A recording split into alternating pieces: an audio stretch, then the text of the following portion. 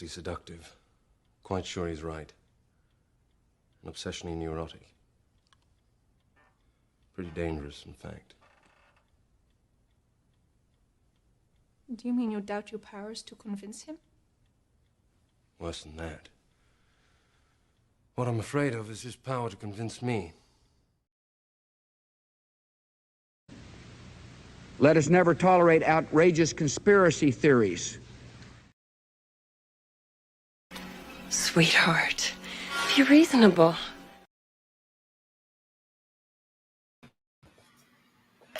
All right, everybody. It is Wednesday, August 14th, 2024, the 1302nd day of dystopia. I'm your moderator, Chris Paul. Let's be reasonable.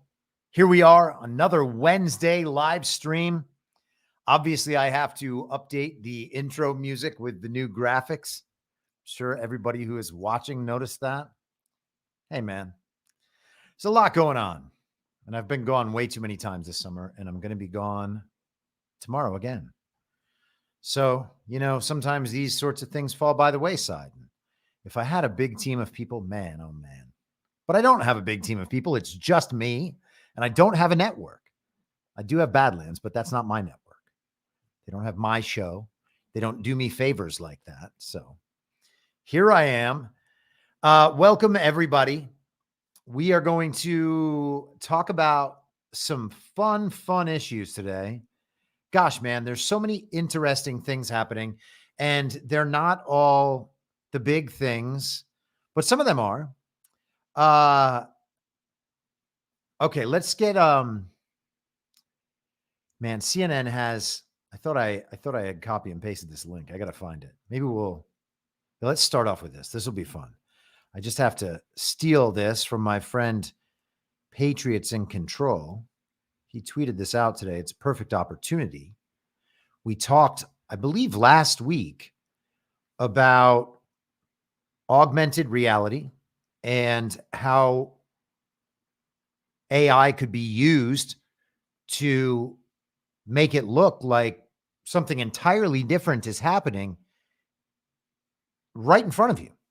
And certainly through the medium of a television, all of that is totally doable and has been for quite a long time. So the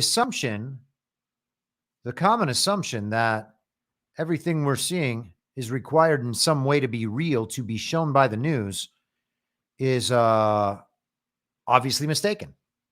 I wish that we could pretend that these sorts of things were a matter of opinion and that it was irresponsible to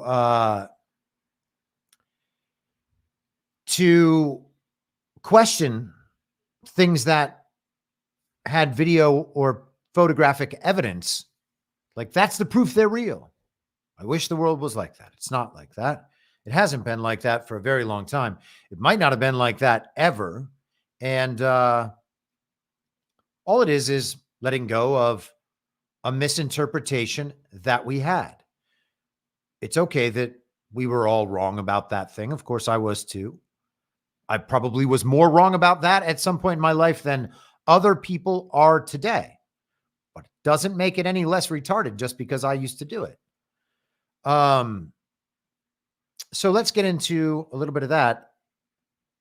Here is a tweet, as I said, from my friend Patriots. Well, it's Patriots are in control over on X, formerly Twitter, but there are zeros in the place of 2 out of 3. Never mind. 2 out of 3 O's. He should have just made it 3 out of 3 O's, but maybe he's got reasons. Check this out. That Donald Trump was talking about. So this is just completely false, but it does speak a bit to the headspace that he is in. We know from covering Donald Trump for several years that he is obsessed with crowd size. And this is really getting under his skin, the fact on it. So that just goes into repeat. You can see CNN showing the video of Kamala Harris and Tim Walz walking down from a plane that I guess is supposed to look like Air Force One, and to a crowd of thousands of adoring fans and supporters. That is the quote unquote official video that the campaign put out and that the news has been showing. And that official video is fake.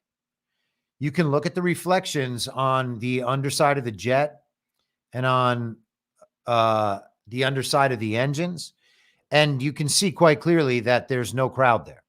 So what are we supposed to say about that? Trump's been calling it out. The news is going to double down on it. And of course they are. What are they supposed to do? Admit that it's all fake and they've just been lying to everybody the whole time? No, they can't do that.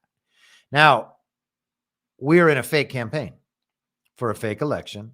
Kamala Harris is certainly a fake presidential candidate. I still think she's going to get replaced. It would be hilarious if she got replaced by Joe Biden. That would be one of the funniest things that's ever happened. Fake vice president. She's not a real vice president. So how many levels of playing pretend do they need to do before you accept that more levels are possible and that the whole thing is ultimately playing pretend? And then you can decide whether you're going to play pretend along with them, but they are definitely playing pretend. And for whoever listened to the episode yesterday, talking about, the episode's called Stalker Regime, talking about how the global regime and kind of the, little cells of power within it were kind of vying for their own additional power by doing things on behalf of the global regime and its program. They don't take no for an answer, and they just keep forcing their way into the overthrow of countries. George Soros leading that process. He's been doing this for 40 years or longer, actually. He might have been doing it for 70 years for all I know. From my studies, I see him going back and doing this into the 1980s in Eastern Europe. So to suspect that there is a global government thing going on in these countries in these various elections seems pretty obvious. They're using financial manipulation and they're using propaganda. This is part of the propaganda. They make these candidates look like they are very popular.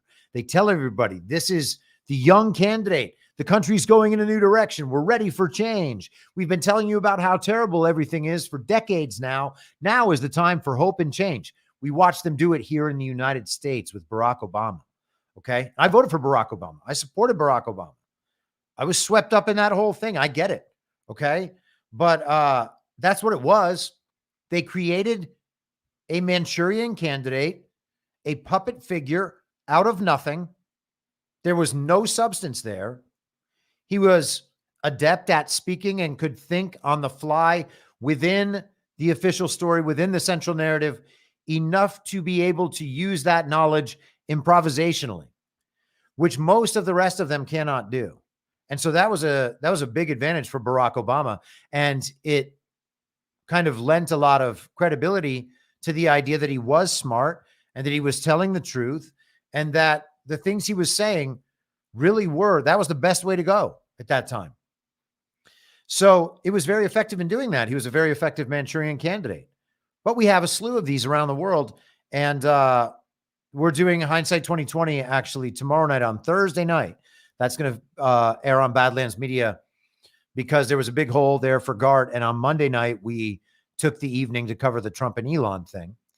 But in that episode, Patrick and I talk about, or will talk about, I should say, the elections in Belarus that happened this past week 4 years ago. And in that election, they propped up another Manchurian candidate that they created out of nothing. Almost an exact clone of Yulia Navalny. And hold on, let me see if I can maybe pull up one of these. Here it is. Svetlana Tikhanovskaya, I think is, Tikhanovskaya. Hold on, let me try it again. Tikhanovskaya. Somebody who's Russian or something can tell me how to say that exactly, but here she is. Look at her.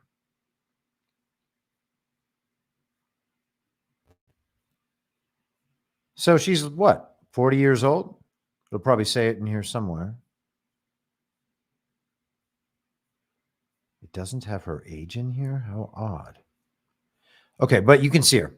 So she is the wife of a famous YouTuber in Belarus. That is basically a narrative carbon copy of Alexei Navalny's wife, Yulia. So this is what they do. I mean, think about how they have the kind of pretty young women in, what was it, Finland? We had Jacinda Ardern down in New Zealand. We've had plenty of these. This is what they do. They find young, and by young, it's obviously middle-aged, but attractive, younger people that they claim represent a new generation and a new idea in politics. This is the changing of the guard. Out with the old, in with the new. And the new is always radicalism disguised in expertise, professorial nature, this kind of intellectualism, the elitism, obviously. All of that, we are going to usher in this wave of this thing, and this thing is going to lead us into the future. And of course, that's a future of global elitism. And so none of that is the least bit surprising. They conjure these candidates out of nothing. There is no actual popularity or movement there. There's nothing that has happened from the bottom up. This is not a grassroots movement of any variety. The Kamala Harris thing, for all intents and purposes, doesn't exist. There is no Kamala Harris movement. To the extent that there is anyone at her events at all, and I'm not entirely convinced that there's more than a few hundred people for her because of what they're able to do with the way they film and portray things. To the extent that there's anyone there at all, these events are still fake. Okay. She could be able to attract thousands of people in some major city without a concert. I don't believe that's true, but it might be true. Maybe it's true. Maybe there's some level of organizing that they're able to do to get people out to see Kamala Harris and Tim Walz. Okay. I don't know. I wouldn't be shocked, by the way. You're talking about people with unlimited resources. I wouldn't be shocked if they were flying people in from around the country. Whatever communist activists they can get, spend a few $100s to have that person come appear at a Kamala rally. Maybe it's worth 6,000 tickets. I mean, how much does that cost? $500 for a round trip ticket. If you figure on average times 6,000, that's $300,000. Am I getting that right? 6,000 times 500, 1,000 times 1,000 would be $1 million. No, so $3 million. $3 million. Would it be worth it would it be worth $3 million for a campaign being run on this brief a timeline, this short a timeline, to spend $3 million on making a crowd appear at her events when the only thing that matters is convincing the population that you might be popular enough to win? That's the only thing that matters. Now, I don't think it's a real campaign, and I don't think we're going to have a real election. Okay. So putting that aside, the only thing that would matter in a political campaign of this kind would be to create a sense of popularity and viability. And I think I've been talking about that longer than absolutely anyone.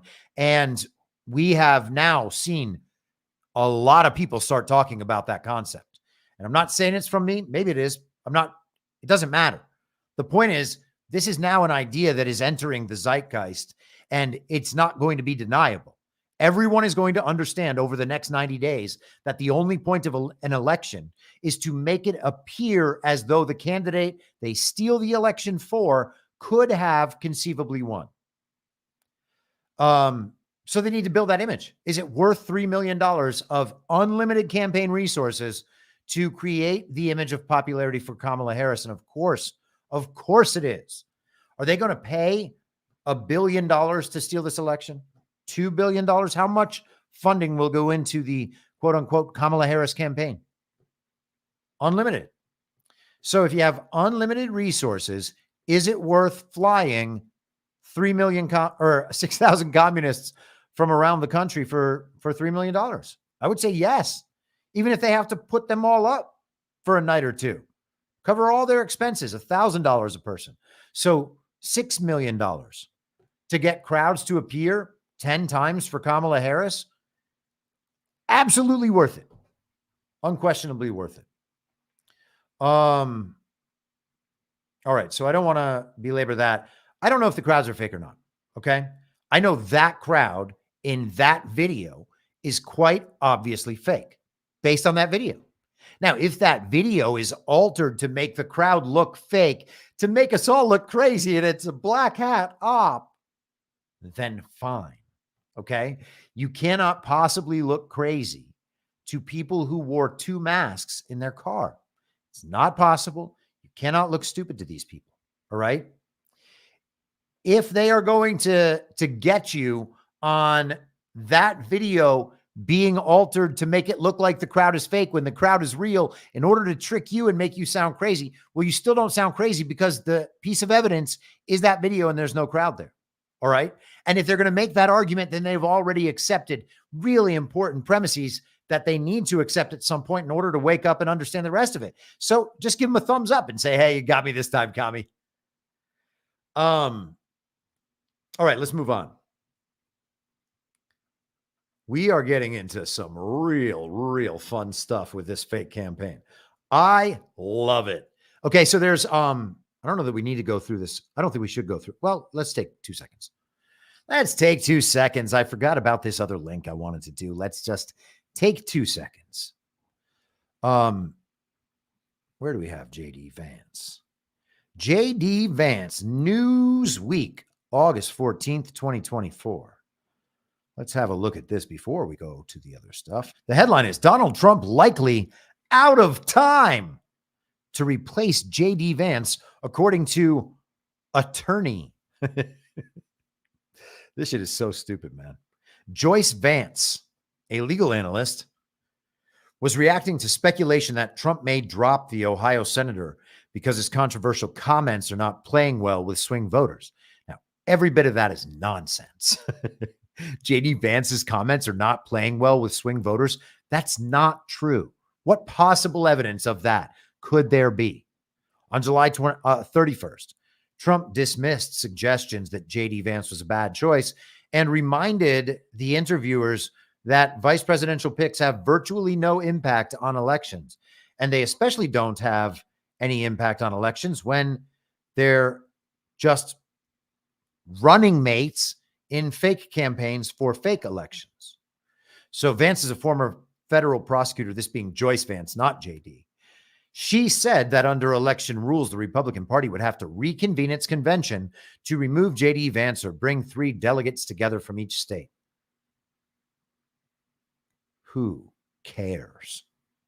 Right? So they're going to break down all the rules here, tell us it can't happen. Now,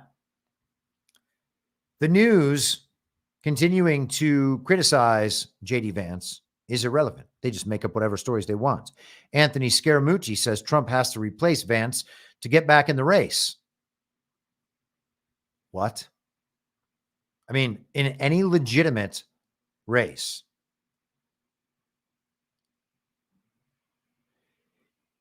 what in the world? Sorry. In any legitimate race, Trump would win 75-25 at minimum. Okay?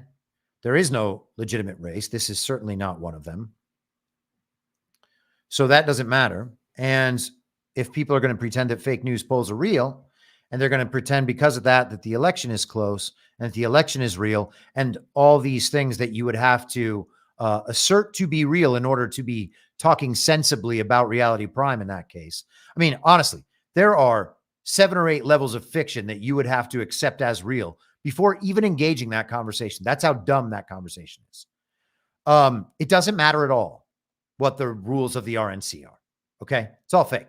These are narrative pieces that are being moved around in whatever order they need to be moved around. JD Vance is making a pro-Trump argument, a mildly pro-Trump argument on mainstream media channels to normie Republicans and centrists. Is that valuable? Maybe. I'm not mad at it. It's fine. It's not exciting me. Oh, we're going to win the election now against Kamala Harris and Tim Walz. Trump said 1 million times, I have the votes. What I need is for people to guard the vote. And we can talk more about what that means. We can talk about it, especially more in relation to what I discussed yesterday with the Venezuela thing, because that's all that really matters is that negotiation and how much we are able to get Trump's back in that negotiation. Okay. Not in the election. The election's fake. That negotiation is very, very real. So they're talking about replacing JD Vance, which shouldn't be able to happen. Or it should be able to happen. Because what difference does it make to a free and sovereign people in the United States of America what the political party rules are? There should not be political parties.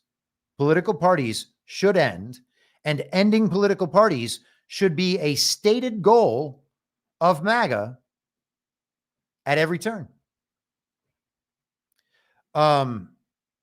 The idea that they're not going to have ballot access, again, let the entire corrupt election system fall and crumble to nothing.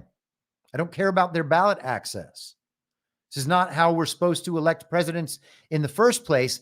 And the truth is, we're not electing presidents this way. What we're doing is deluding ourselves into believing that elections are happening, and then we are groveling before whoever they tell us wins. Okay? These are not elections that elect presidents. Presidents are not elected through elections. We see that in every other example in the world. We just need to apply it to the United States of America and stop pretending that we exist in the system that we were told we exist in. We don't exist in that system. That was a lie.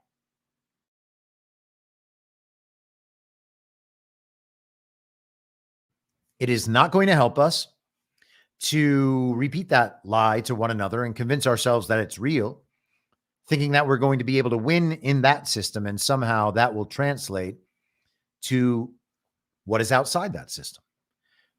Can Trump do that if he goes in as the winner of a fake election? Perhaps. I'm not going to cut the options off. We should take every possible last out that we can get. All right. We're going to keep riding that train and playing that game until we're all out of moves. And we're not going to be all out of moves. The point is, we should be leading. Once you are already winning, you don't start doing the enemy favors. And that's what we're doing by pretending that Kamala Harris and Donald Trump are in a neck and neck race in a real election. Why would we do that? It's not helping to wake up the normies. It's not helping to win over centrists and Democrats. If they ask you who you're voting for, look at them like they are the most retarded people on earth. Why? You guessed it. We don't need to play their game just because they want to play it. Just say, come on, Kami. Are you serious with this? What do you think? I'm going to go out and vote for Kamala Harris? I'm going to have my vote stolen in order to cast it for Kamala Harris? Give me a break, Kami. That's crazy. Have you been alive these last 4 years? Have you learned nothing the whole time? And then you just simply say, hey, I guess if we're close or whatever, we can remain close. I would hope that you would stop lying to me and to yourself. And we're never going to talk about politics ever again until you withdraw your head from your ass. Because the more you say about politics, the less I respect you. And I don't want that to be our relationship. Try that one. It could work. I don't know. Okay. So all of this is so silly. Oh, I love it. Let's go to this one from the New York Times.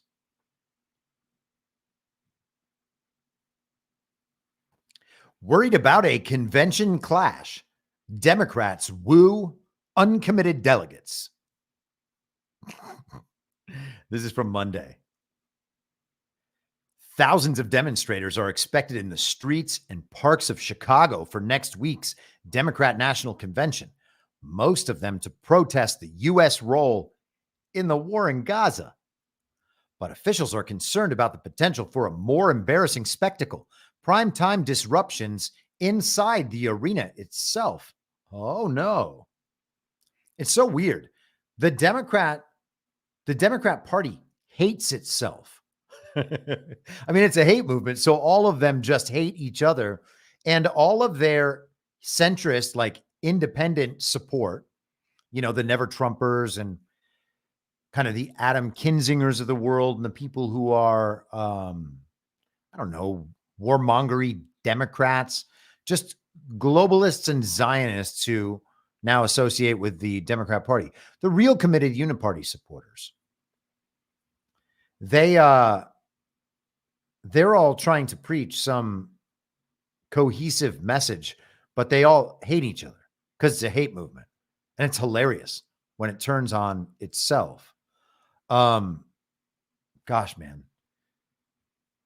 Who knew that the paragliding go-kart incident would pay such hilarious dividends nearly a year later? About 30 uncommitted delegates representing the Democrat primary voters who opposed President Biden, largely over what they see as his tilt toward Israel in the brutal war launched after the Hamas attacks last October, will have unfettered access to make their voices heard. State party leaders led by Lavora Barnes, the chairwoman of the Michigan Democrat Party, and Ken Martin, the chairman of the Democrat Farmer Labor Party in Minnesota, have for months worked to diffuse tensions and head off a high-profile clash. Those diplomatic efforts, along with the elevation of Vice President Kamala Harris to replace Mr. Biden as the Democrat nominee, have yielded progress. Both people on both sides said, look at what's happening. Oh, no, this is the archive version, so I guess I can't blame the New York Times for that. But as of now, the delegates are still planning to make their presence at the proceedings known, threatening the overwhelming display of unity that Democrats hope to project heading into the fall campaign. Uncommitted delegates agreed to a point, saying they recognize the threat posed to their communities and to Palestinians by former President Donald J. Trump, whose administration gave the government of Israel all it asked for, and who has used the word Palestinian as an epithet. Wow. How twisted around must they be to be advertising Trump to Israelis, Zionists, and Jews in America right here, talking about how Trump is anti-Palestine. Trump is probably the only chance for peace in that region, to the extent that peace is not already imminent in that region. And it may well be. I mean, the things that we're seeing are not happening right now. They're happening on a delayed timeline. We are being told about things. We are being shown reenactments. And gosh, there was a great example that I was thinking of while I was out on a run today, and I forgot. It'll come back to me. But a wonderful example of a reenactment. And I think it's important to notice these things because these are going to be conversations when people begin to understand that something else has been going on in the background for these last 3.5+ years. There's going to be a moral conversation to be had there. And the answers are not going to be easy, by the way, because in a supposedly free society where the government is the representative of the people, the government needs to be honest with the people so that the people can represent themselves and communicate their needs and wishes through their representatives. So that has to be like a two-way street there. And to the extent that it hasn't been, and something's been done that makes use of rampant dishonesty, or at least less than the full truth, in order to effectuate the plan, there's a conversation to be had there. The delegate demands will almost certainly not be met before the convention begins, including a private meeting with Ms. Harris, an arms embargo on Israel, and a change to the Democrat platform moving U.S. foreign policy away from Israel. They've also pushed for privileges related to the convention itself, such as speaking time for delegates, credentials for staff connected to the uncommitted movement, training space inside the hall, and prominent speaking slot for Tanya Haj Hassan, a pediatric intensive care doctor who has volunteered in Gaza. That is just such a silly, silly description of a person. There's no way that's a real person. And people are like, how could you say that when you haven't even looked her up? Well, it's because of the description of her. Okay. They create these people out of nothing to serve exactly that purpose. So what do you want me to say? Is she doing really important work over there? No, she's not. So there is trouble in paradise at the Democrat National Convention. Apparently, Barack Obama is going to speak on Monday night, or maybe I think that was the schedule. And then I think he's going to take off after that. He doesn't want to be there when all the stuff he's planned goes down. Joe Biden apparently is going to speak. They're very, very worried about Biden speaking, because what if Biden looks extra retarded? What if Biden looks extra good and Kamala Harris looks extra retarded? Oh man, what a funny, funny time it's going to be. By the way, how unbelievable would it be if the Curling v. Raffensperger decision dropped either this Friday afternoon or Monday morning, Monday midday even, so that they were in an immediate scramble in the hours before the DNC convention was supposed to start.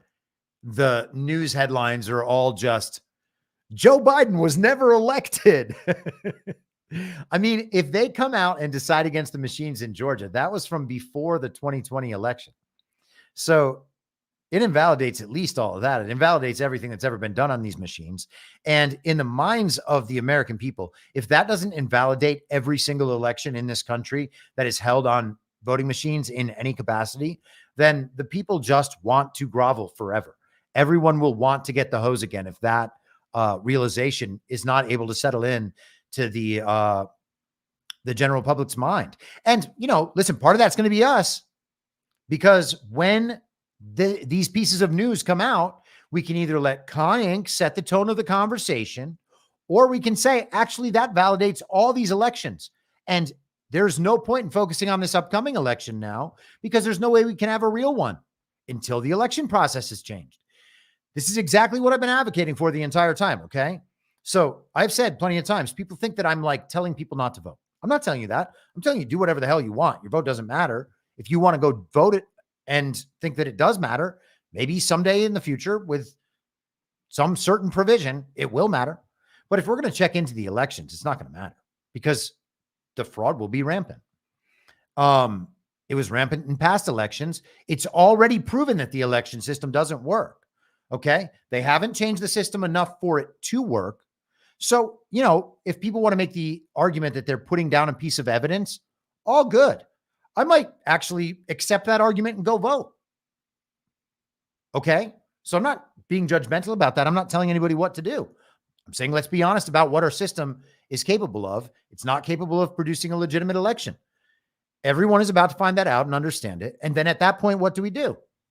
Do we go along with Con Inc. and we say, oh, well, you know, maybe we just remove the machines in this area, or maybe we just make sure that we're going to audit the machines. Oh, they're telling us they're going to go through an extra certification step to make sure they work this time.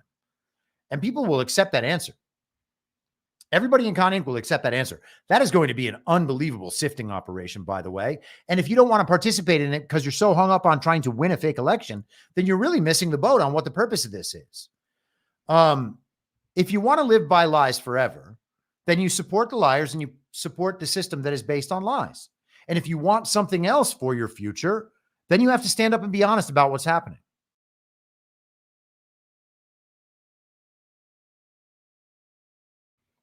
If Curling v. Raffensperger comes out, if that decision drops, and that invalidates all of the machine elections, as it must, because the country's foremost voting machine expert has said quite clearly, in no uncertain terms, and describing 20 different ways that this is true, there's no way those machines can produce a legitimate election outcome. There's no way they can be trusted to. I should clarify that, okay? Because they might be able to, under a certain configuration, produce numbers that match an actual election outcome. And so in that case, they would be able to do that, but they cannot be trusted to do that just because they are able, because they are also able to be exploited in this litany of ways. And we should understand that there are people with the incentive and the access and the ability to do that. Thinking that they're not going to do it is crazy. And then listening to those very people tell us that everything went fine is also crazy. These are unacceptable outcomes. You have leverage. You are a person. You should be able to say, this outcome is unacceptable to me, and stand there and take whatever heat they want to give you. And by the way, man, people blamed Badlands and John in particular and Devolution for losing the 2022 midterms. Look back on that and think about how retarded that is. They're going to do that this year too, and that's fine. I'll stand there and take it. If they want to publicize my viewpoint on our elections, I will gladly step up to the mic and tell everybody this exact same thing. I have no problem doing that whatsoever in the face of any opposition, whether it's from Con Inc. retards or the communists in mainstream media. Makes no difference to me. Please, by all means, give me the opportunity to speak to the American people about how our elections are, and I will make good use of that opportunity. Let me make sure I'm not freaking anybody out too hard here in the chat. Okay. Seems like everybody's doing okay. Yeah. All right. All right. Not so bad. All right, guys. Good job. Okay. Let's go to the Hill.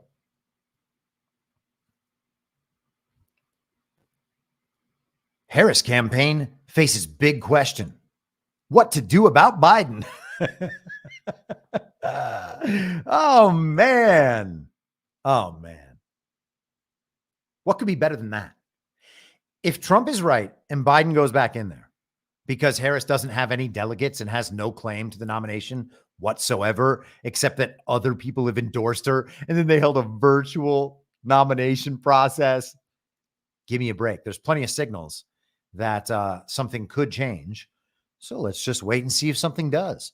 They're even hinting at a J.D. Vance change. Of course, Kamala can get rid of Tim, and then the DNC can get rid of Kamala. It would be funny if it happened in that order too, by the way, if they had to get rid of Tim Walz after everybody pretended he was the greatest thing ever for 10 days. Those stupid hats. Oh, President Biden and Vice President Harris will appear together Thursday. Wow. Their most significant joint appearance since she supplanted him as the Democrat presidential nominee.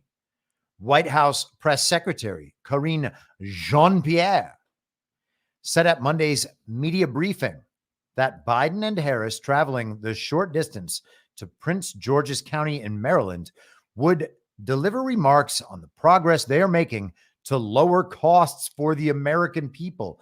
Hey, everybody, inflation, not that bad.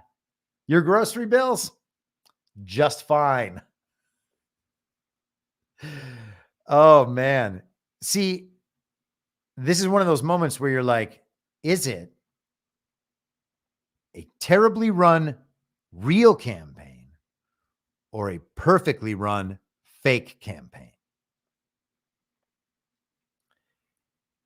In either case, you can't listen to the media's coverage about what this campaign is. They are lying about it being a perfectly run campaign, perfectly run real campaign. So that's crazy. Should we assume they're only lying about one part of it? Is there any way to have made the country believe that Joe Biden was president without the media? I would suggest to you there's no way.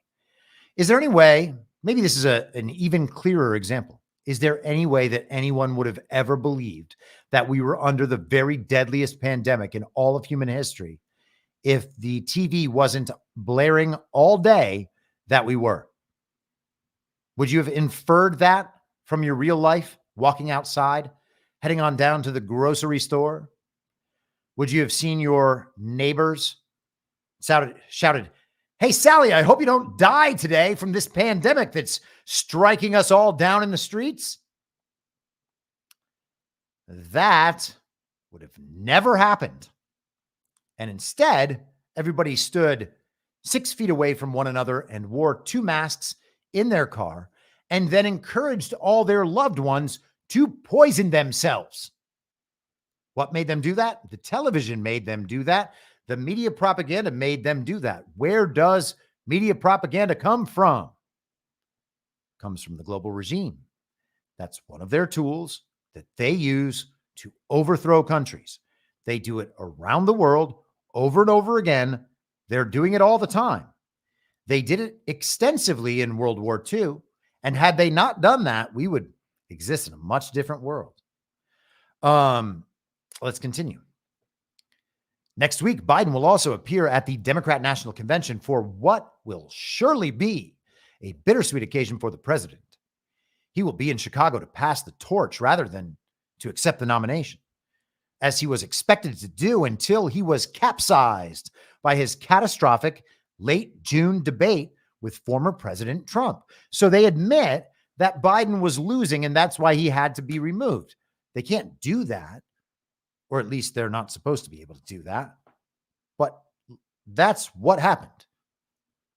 Trump was crushing him. There was no chance it was going to end any other way. And so they simply removed him, capsized by his catastrophic late June debate. The Biden appearances this week and next presage a bigger, difficult dance Harris will have to execute as the clock ticks down toward the election. She is the first person in almost a quarter century to be seeking the presidency while also serving as vice president. But unlike her precursor in that regard, the word is predecessor. Former Vice President Al Gore, who was the Democrat nominee in 2000, she doesn't have the advantage of a popular boss providing a political tailwind. Was he really that popular? Bill Clinton had gone through the Monica Lewinsky scandal. It's like they just have to prop up Bill Clinton's legacy in retrospect. Gosh, that's crazy. Biden has mediocre approval ratings and problems with centrist voters. There's no such thing as centrists. On key issues, including the economy and immigration, he has another whole difficulty with the Democrat base on Israel and Gaza. So let's get down to the more interesting. Here we go. So for Harris, her campaign and the White House, there is a tricky knot of questions. How can Biden be used on the campaign trail? How does the vice president keep her distance from him without appearing disloyal? And how does she outline her own distinct policy agenda without appearing to be in open disagreement with the president, whom she continues to serve? The last dilemma has already made itself felt. Who is a human writing this? Niall Stanage. Let's see what's up with Niall. These questions are so dumb. Oh gosh. This clears it up real quick. Here, look at this. Oh, that's Niall right there.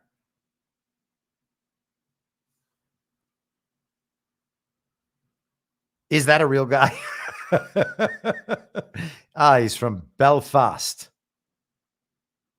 Ireland. Northern Ireland. Okay. How can Biden be used on the campaign trail? Well, he can't be used on the campaign trail. They are trying to forget that he ever existed. That's what the whole point of this campaign is. There is no use for Joe Biden. He is not useful as president. He's not useful in a campaign. People hate him and think he's incompetent. Any image of popularity that they have created for Biden or Harris is completely and totally fake. And the fact that some 10 or 20% of the country actually believes it doesn't mean anything. The fact that those people are generally popular figures in media or social media or entertainment, and the people who want to be those people, the people who grovel before those people, that's the entirety of the support base for Joe Biden and Kamala Harris. There's not something else out there for them. There are not normal people being like, oh, I really like Kamala. I mean, there's got to be a few, but come on. It's not like some big percentage of people. It's not getting you anywhere close to 40% or 50% that would create a close election anywhere. How does the vice president keep her distance from him without appearing disloyal. Well, that kind of conflicts with that first question. Can Biden be used on the campaign trail? Well, not if the fake vice president wants to keep her distance in any way whatsoever. That would be the opposite of keeping her distance. So back to problem one. How does she outline her own distinct policy agenda without appearing to be in open disagreement with the president whom she continues to serve? Well, why would she want to do that? Biden has had such a great presidency. That's what they've told us this entire time. The media has told us that. Democrats have told us that. Joe Biden is out there today telling us that. The economic numbers that are being produced by the Biden administration, they are selling those to the same people Kamala Harris is trying to attract by telling them that she is going to make their economic situations better. This is funny. Harris abruptly announced her support for ending taxes on tips for hospitality and service workers during a speech in Las Vegas last weekend.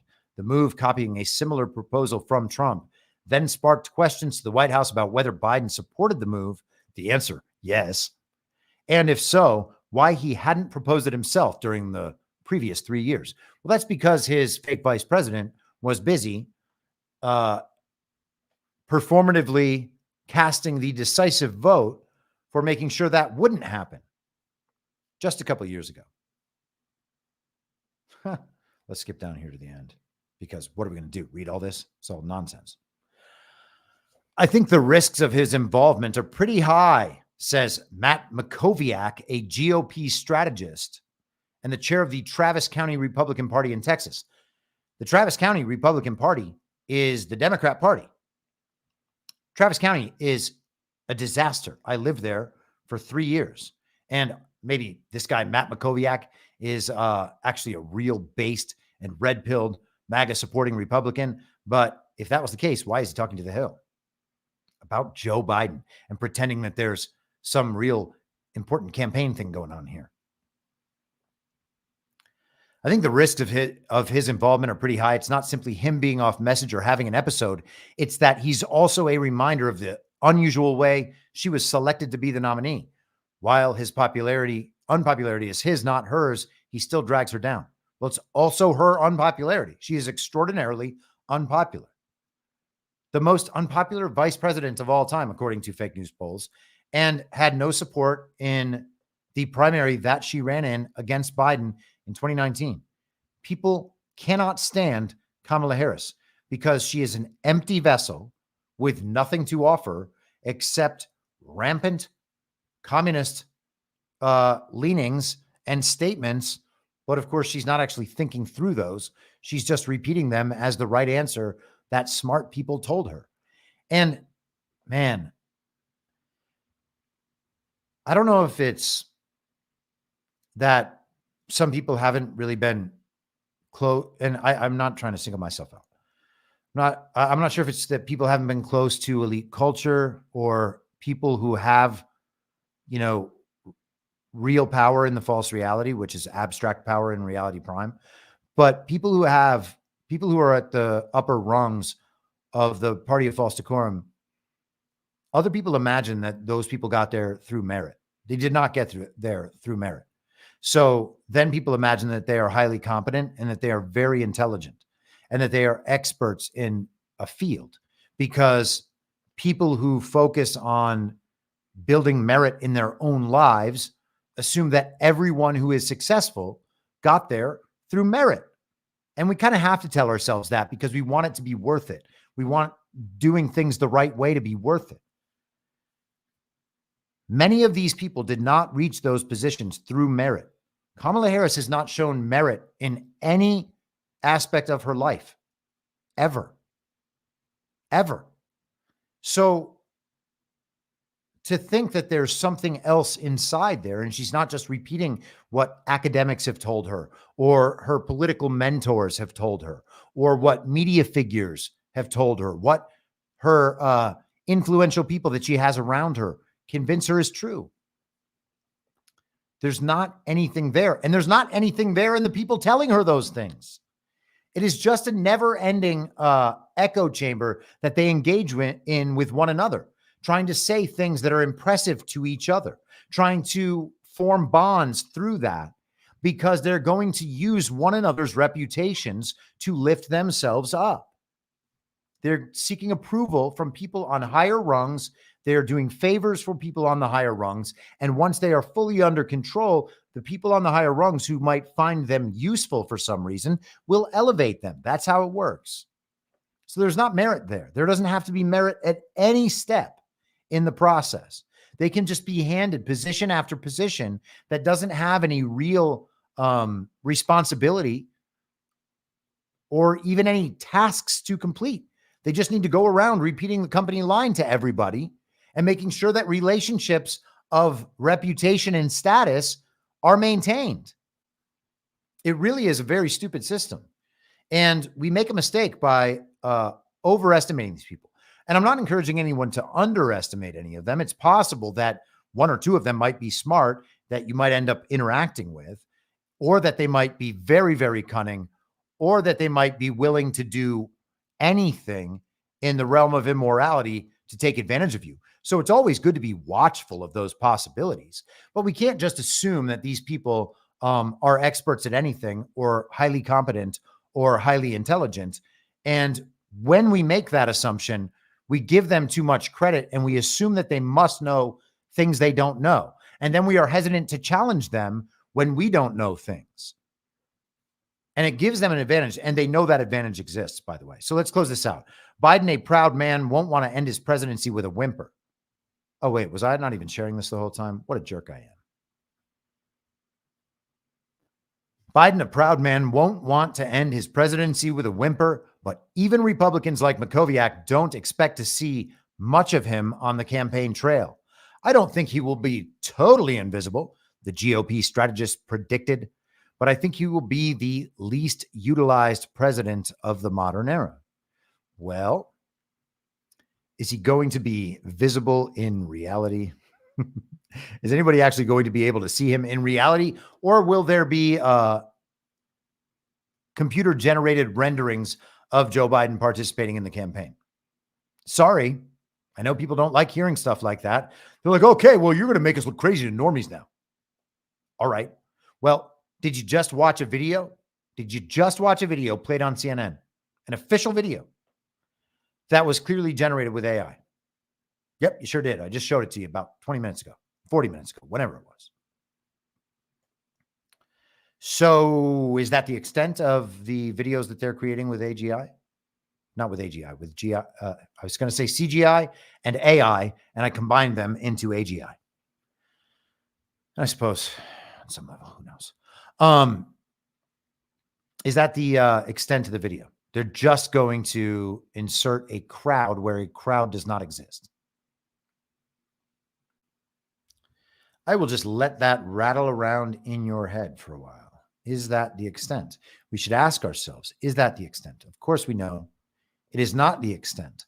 That doesn't mean that they are faking everything or that we should assume that something is fake.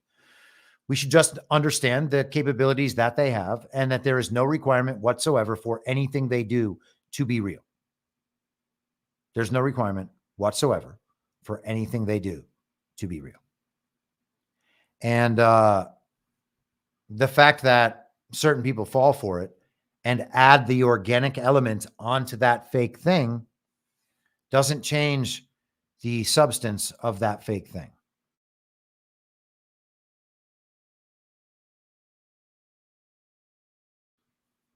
Okay.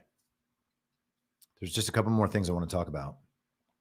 And then, let me see. Have people been commenting?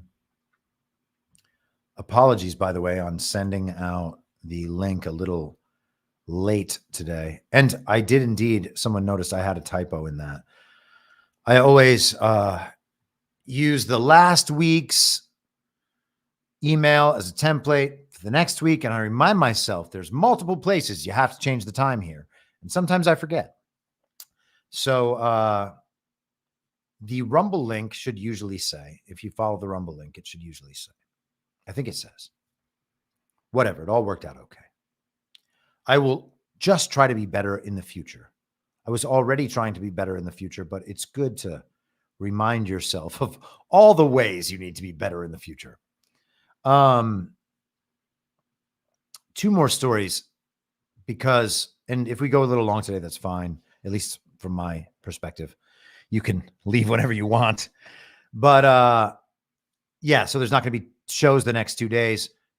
These stories are really interesting, and I don't think that people are going to pay them the attention they deserve because we'll end up getting caught up in the nonsense of the day.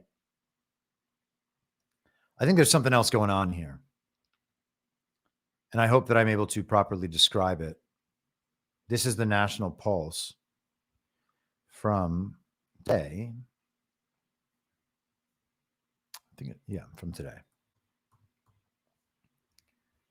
Harris deceives voters with manipulated news headlines.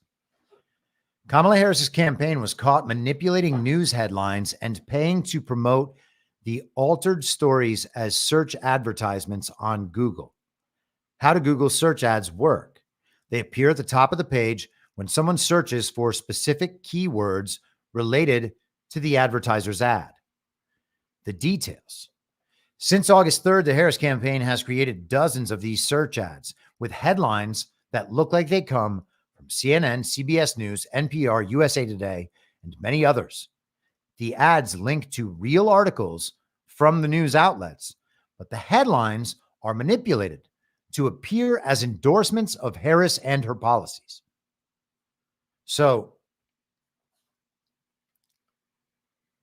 to use this headline as an example, Harris deceives voters with manipulated news headlines.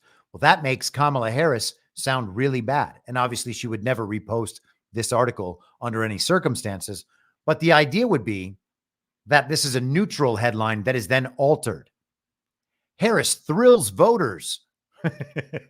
Harris thrills voters with additional positivity in news headlines. They should take that out as an ad. Oh, man. Hey, Ghost in the Machine, if you're watching this, take out one of these ads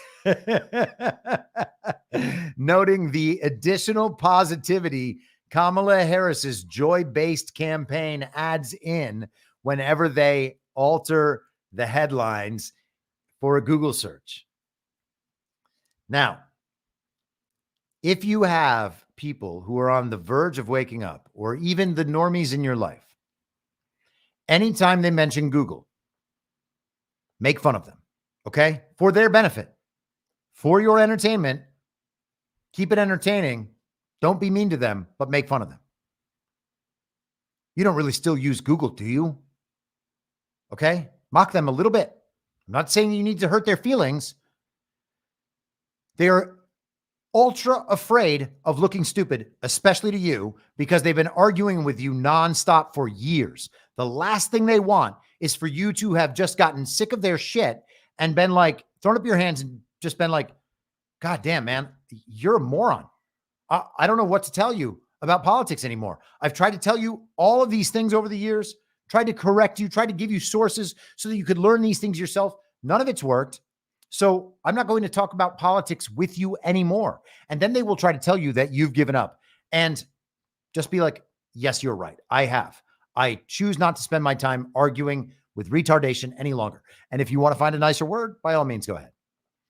But yeah, gosh, man, got to make fun of them when they talk about Google. They should not be using Google for search. If they are using Google for search, they're going to get their own host, by the way. Don't worry. But man, living in a false reality is ultimately going to have very, very bad consequences for these people. What is it going to mean that they have held on with everything in them for an additional 4 years, championing all of this stuff while being told directly what it is? I would not want to be that person. And I'm probably, to be fair, I probably am that person about something. There's going to be something semi-major, I bet, that I am wrong about. I don't know what it is right now, or else I would not be wrong about it anymore. I try to be ultra diligent in my epistemology, and I'm never going to be 100% on my information, but I can hopefully make sure that all my beliefs are rooted somewhere in first principles, or at least my own personal tastes, so that I can simply say, I like this because I like it. This is how it seems to me. That's okay. But yeah, I mean, we'll all be wrong about something important, but wow, it's a lot at this point.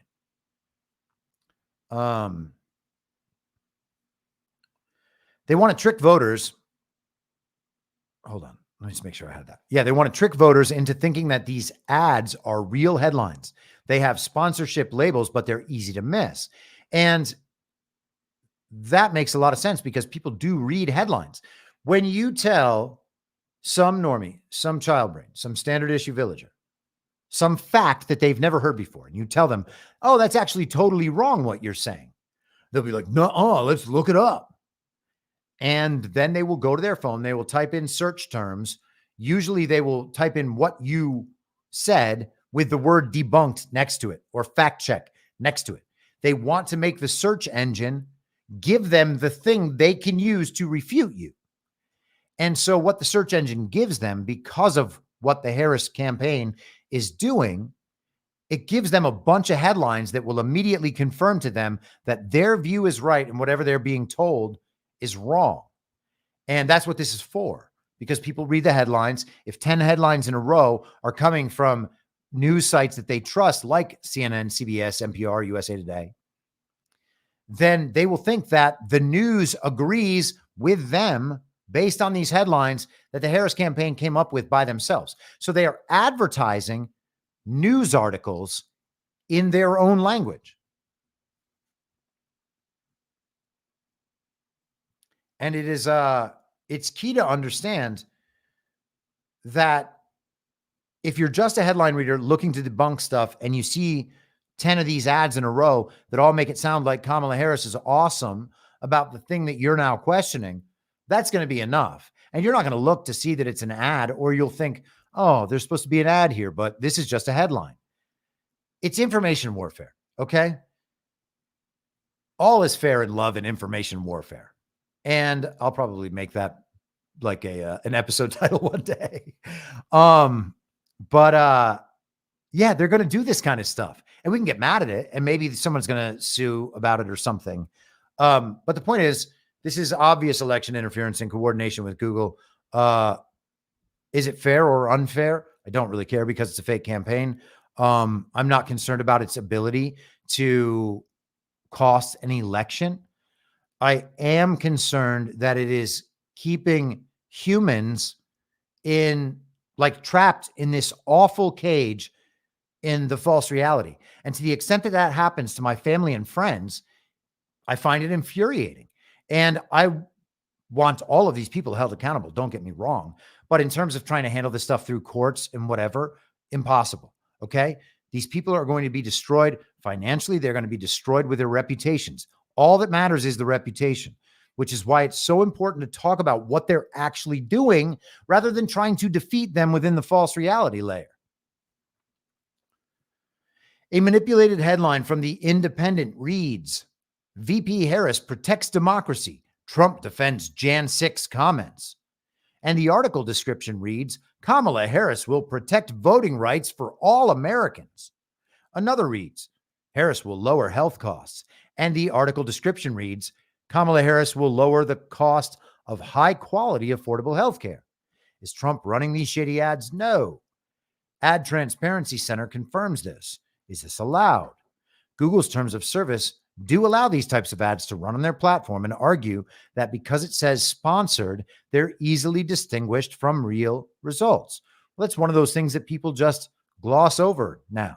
Their eyes avoid that word. They see it so regularly, they think it means nothing. They've already determined that it means nothing, and so they just pass right over it. Google is the same platform that was caught suppressing searches about Donald Trump's attempted assassination just 2 weeks ago. Make no mistake, if the Trump campaign ran similar ads, they would find a problem with them. Blah, blah, blah. No offense to Jack Montgomery. I love the National Pulse. I find Raheem Kassam to be entertaining, just delightful. I feel like he and I would be friends. I don't care if we are or not. I want to know. Let me see if I can find another headline on this. I don't care about making the point that, like, if the other side was doing this, they'd be upset. Again, it's an information war. They're not going to stop doing this stuff because they're called out on right-wing media. Nobody cares about this shit. None of the Kamala Harris, anyone who is even considering voting for Kamala Harris or Joe Biden, they don't care about this stuff. And we pretend that they really, really care a lot about this stuff because they're trying uber hard to be moral. But that's not what they're trying to do. Okay. It's not what centrists are trying to do. That's not what they're about. They're about measuring their reputation against their peers. And they are professing their political beliefs in accordance with how it affects that reputation. That is all they're doing, is managing that reputation. That is why they identify as centrists. There are people who identify as Republicans who will vote for Democrats up and down the ticket, and they'll blame it on Trump and MAGA. Those people aren't conservatives. They're not Republicans. They're not working on principle. They're just Democrats who have a certain political identity among their peers. It is how they're like trans Republicans. And by the way, I don't give a shit about identifying as Republican. I know a bunch of you guys are Republicans. I have never registered as Republican because once I removed my Democrat registration, I just have not gone to a party. If Donald Trump and MAGA take over the Republican Party fully, and we somehow still have political parties into the future, then fine, I will sign up with that party. But I don't see the need, and I don't believe in political parties. I don't think that they should exist. So, yeah, man, the D versus R stuff, we don't need that in the analysis. Understand the fakery, and that's the only point. We don't need to do the R versus D stuff and prove they're hypocrites, because that's not going to win over anyone. I want to find another one just so I can show you a visual example of this. I'm disappointed that I chose an article that didn't have that, but I like to support sites that I like to support. Actually, let's do this one. USA Today. So they're one of the sites whose articles were used in this manner. That news article on Google, its headline may have been written by a political campaign. Which one? That is unbelievable, isn't it? Just acting like maybe it's Donald Trump, maybe it's anybody else's campaign. It's probably down ballot somewhere, some local election in Iowa or New Hampshire. That news headline about presidential candidate Kamala Harris on your Google search results, it may have been written by her campaign. The doctored headlines risk coming across as misleading at best and misinformation at worst, said Andy Rome, a marketing professor at Loyola Marymount University in California. This approach can damage a brand such as the Harris Walls campaign in that it seems to be incongruous with the campaign's stated values. Well, obviously. All right. Now, I guess I'm not going to get a picture, and I don't care enough to continue searching for one. How long has that been going on? That's the question to ask, okay? Because whenever we learn about these things, we begin noticing them, and then we think the problem just happened and the news told us about it as soon as the problem was discovered. Well, they've probably been doing this for a decade, maybe longer. Think about, so from the social media world, you know, I have said many times, I used to be a partner at a company that did celebrity and brand social media management. We would run the accounts of celebrities from top to bottom. We would make posts and post in their voice. That is what celebrities do. That's what brands do. They have a particular voice, and they all kind of coalesced around the same style of communication, especially brands in that 2016 to kind of up to now period. That'll all go away. I think it should go away. If people hear that voice, the voice of a lonely 35-year-old white girl who went to college, if you hear that voice in a brand's social media language, then you can understand what that brand represents and how they're operating in social media. So a few years ago, well, not a few years ago, 2018, 2019, somewhere around there, that was when there was some controversy about paid sponsorships and the fact that celebrities and endorsers of any variety, I suppose, should be noting on their social media that what they're posting is an ad. Because before that, they weren't doing that. This was all like a Kim Kardashian thing. So I haven't heard that conversation previous to now when it comes to search results on Google, but the same principle applies. And you have to think that if they were doing that on social media posts, they were probably doing it on the search engines as well. They certainly had the access. They certainly had the ability. They certainly had the resources. If there is something that they could accomplish and they were doing in other realms, it makes sense to bias toward assuming that they were doing it in these other realms like Google. And you can assume that without evidence and probably be right. People think that this is the wrong way to go about thinking in the world. That is crazy, okay? If the same people have made it clear that they are pursuing a certain strategy for a certain reason, and they know that strategy is effective, and they continue to use that strategy, and they can employ the same strategy elsewhere to the same effect, of course they're going to do it. It would be more surprising if they weren't doing it. So to bias toward assuming they're not doing it until you've seen proof, well, you're just allowing them to run over you. And, you know, there are still people in the truth community that think in that direction. And I got to say, it's retarded. I don't get it. It only makes sense to assume that they are employing their strategies everywhere they can employ them when that strategy would totally work and could totally be happening. And you can see at least some signs that it is happening. And of course, you can see that with the search engines. Think back to all the times that you can see. Actually, you know what's funny? This Hill article is perfect for it. This Hill article, let me pull it up again.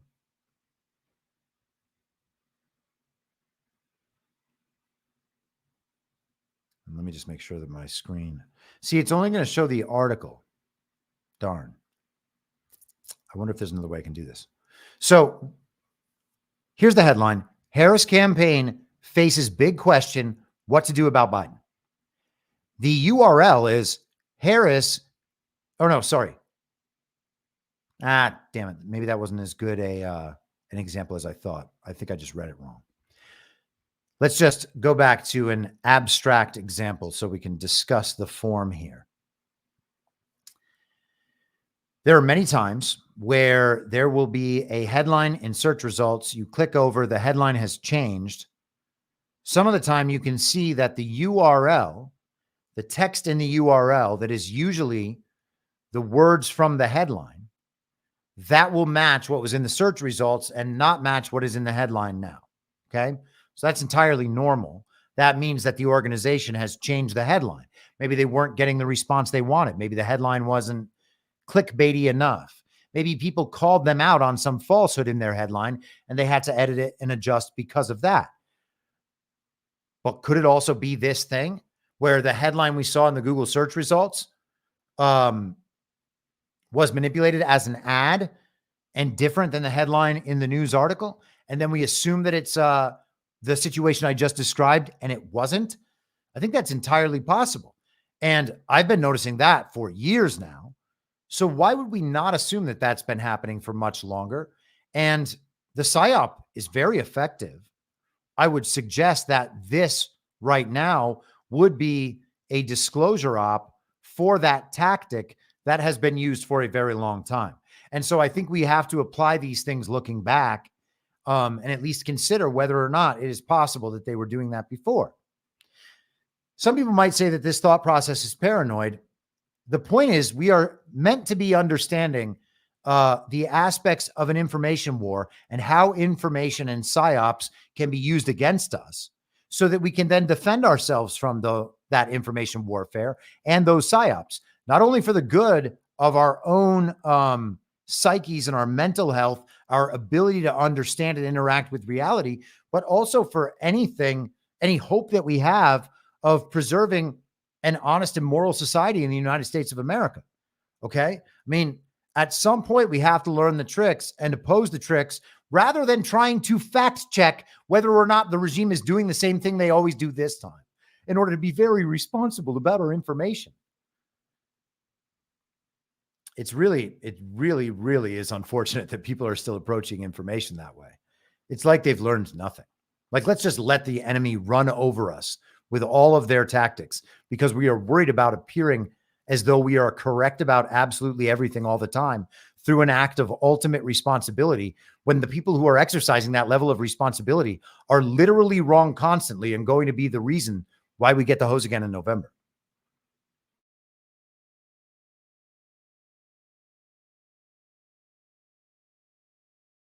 Sorry, baby. It's a battle. We got to win it. And if people aren't prepared to do that, then I don't know what we should say about that. It has got to happen. Let me take a little break. There's one other thing I really do want to go through, and I hope it won't take a long time, but it might take a long time.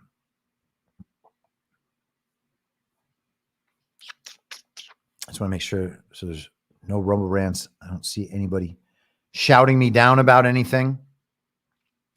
Starborn asked, who will win the golf match between Brian and John? That's CanCon and Patel Patriot, for anyone confused. Man, they're both going to be mad if I answer this question, I suppose. I don't know anything about CanCon's athleticism. He does live in Florida, so I think he probably has decent golf access. I'm not sure how much he plays.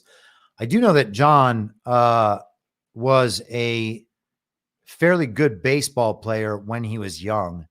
And usually baseball players and hockey players have a good golf swing as well. So on that, I am going to assume John. I also would assume, just based on John's personality, that he wouldn't be talking shit about golf if he couldn't back it up.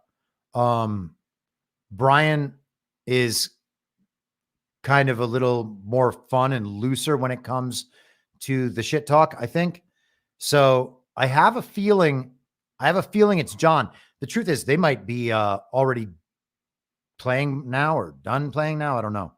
But yeah, CanCon is going to be unhappy that I'm betting against him, but I'm not betting. I'm just, I guess, sharing my reasoning. All right. I'm going to try to get through this in 15 minutes, and then we'll spend as much time on questions and comments as you guys want to spend. How about that? I feel like that's a good deal.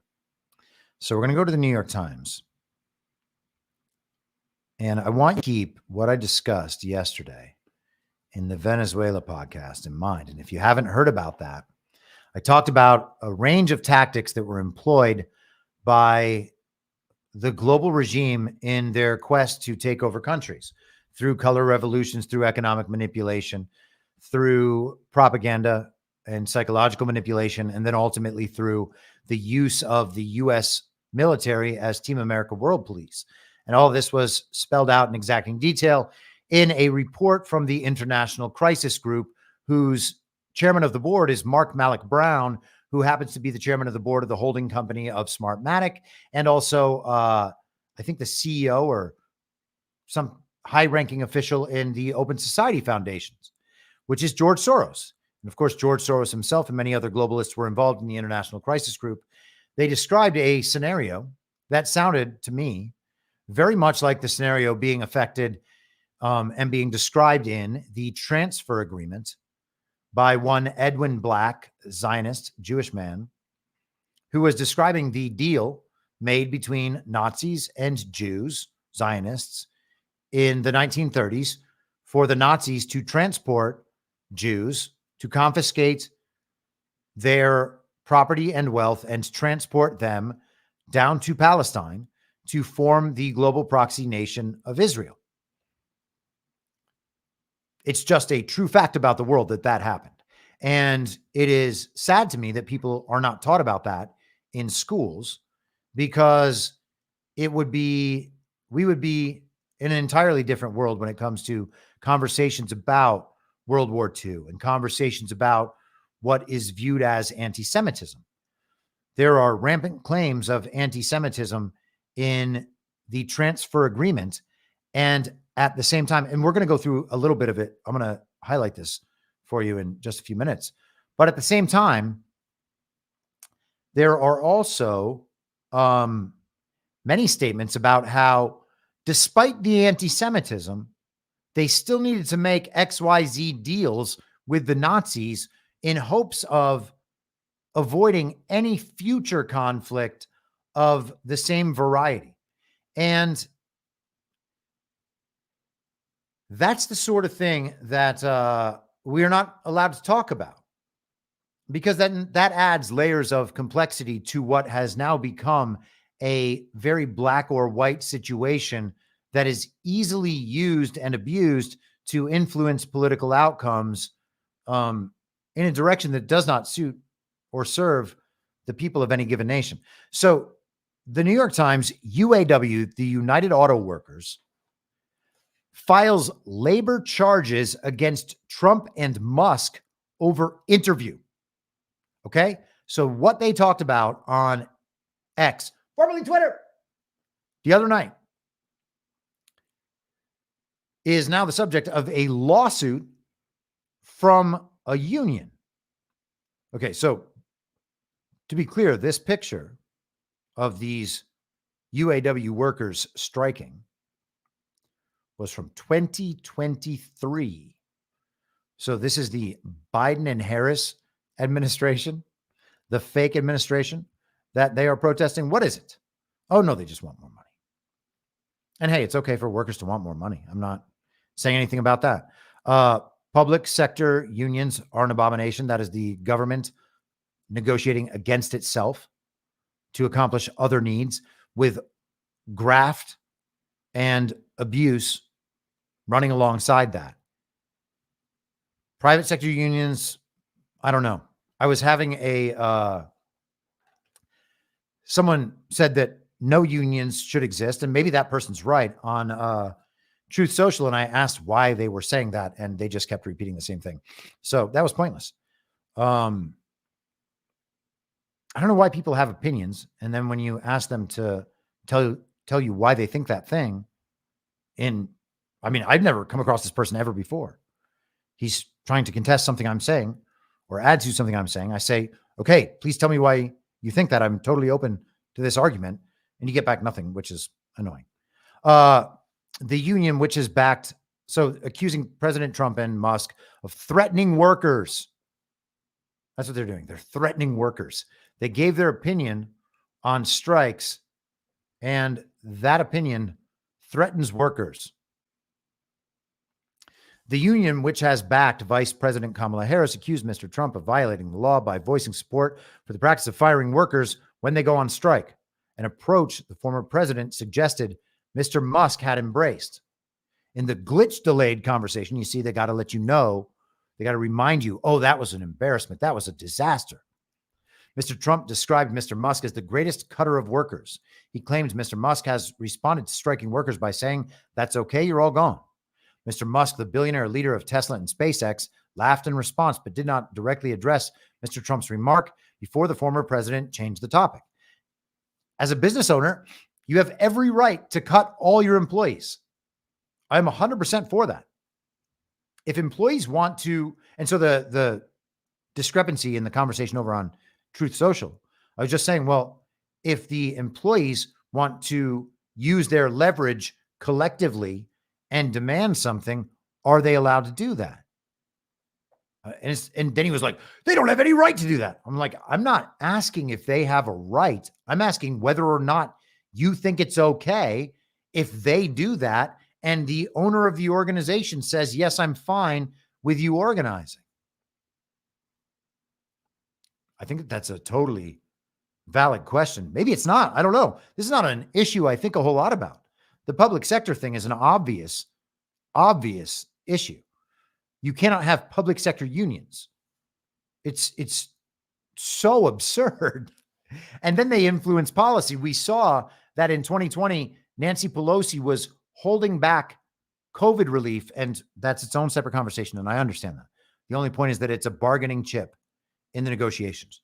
They wanted all sorts of concessions for the what do they call it? The teachers union, UTA. United Teachers of America, is that what it is?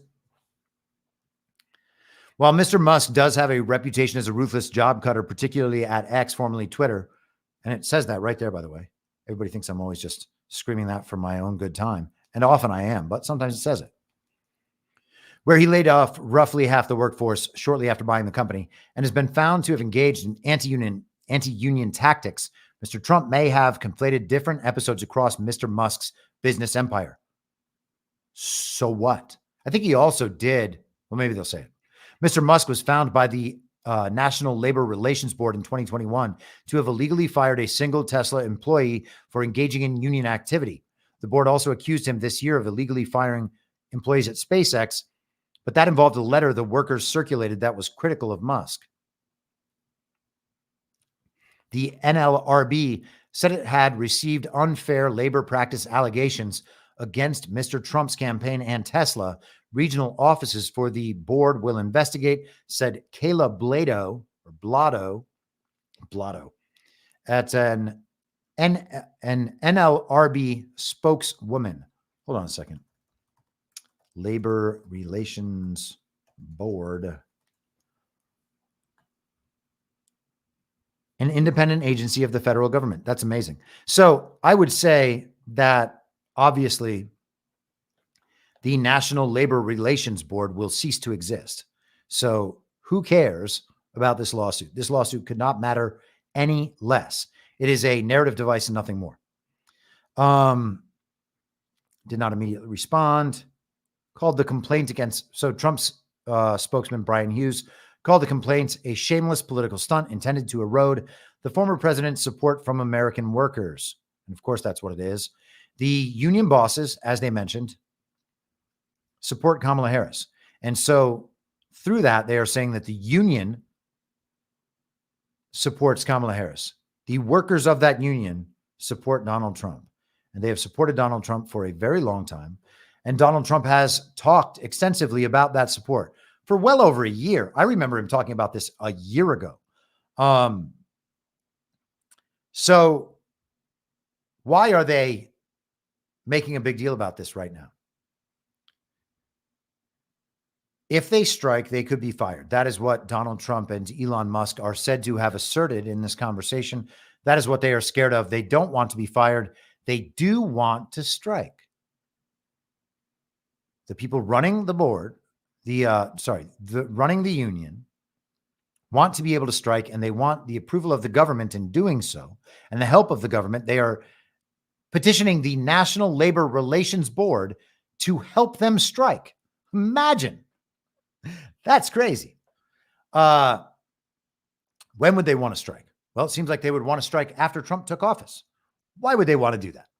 Well, at that point, you get to shut down part of the economy and you get to hurt those workers who might support Donald Trump. And who knows what kind of leverage they are exercising within that organization.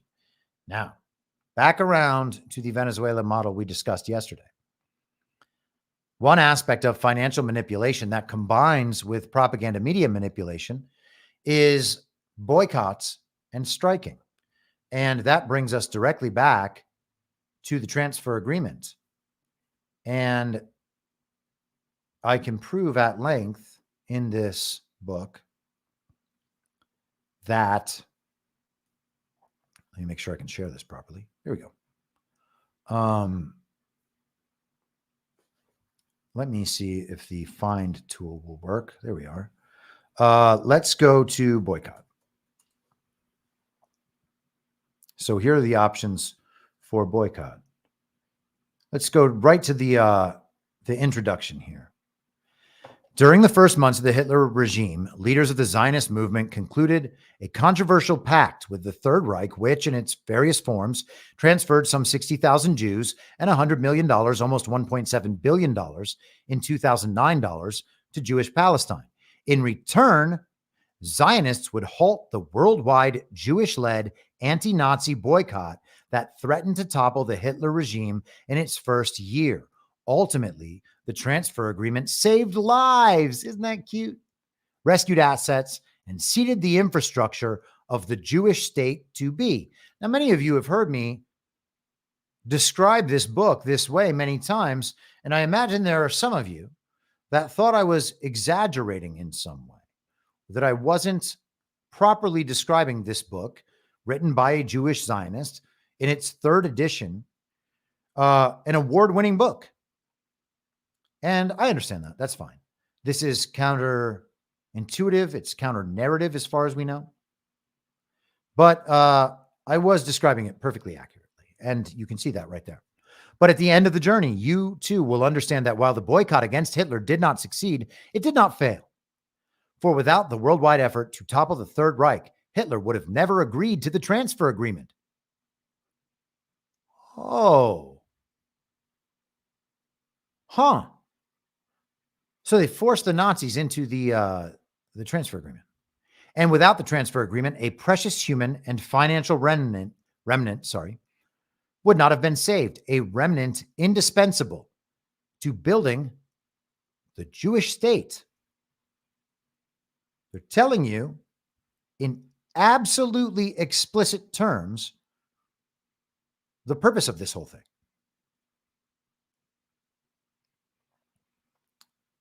What is anyone supposed to say to that?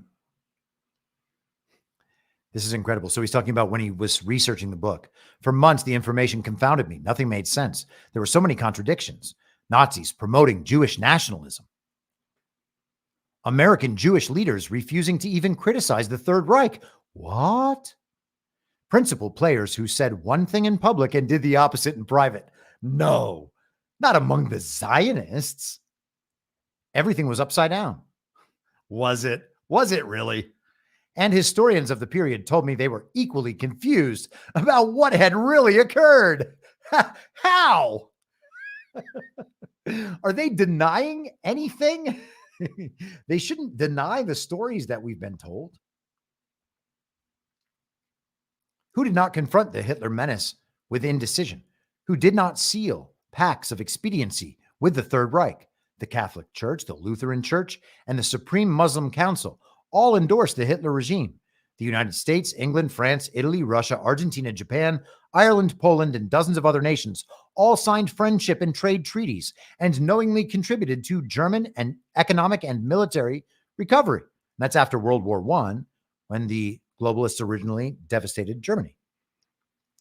The international banking and commercial community, no less than the Zionists, saw Germany as indispensable to its salvation. The Zionists were indeed in the company of all mankind, with this exception. The Jews were the only ones with a gun to their heads. Were they? Okay.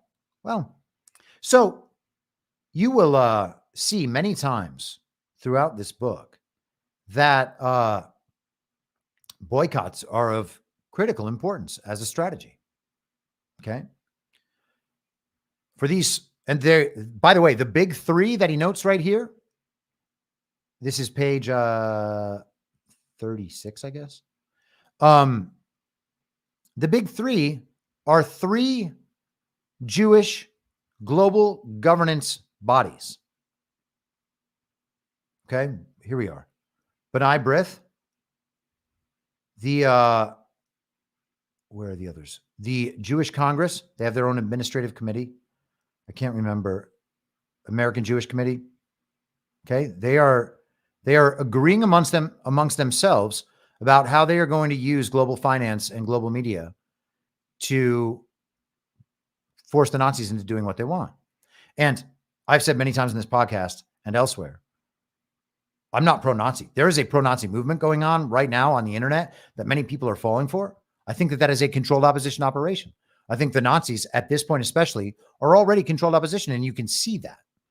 And that's why it works so well together. And that's why it still continues to work so well to this day.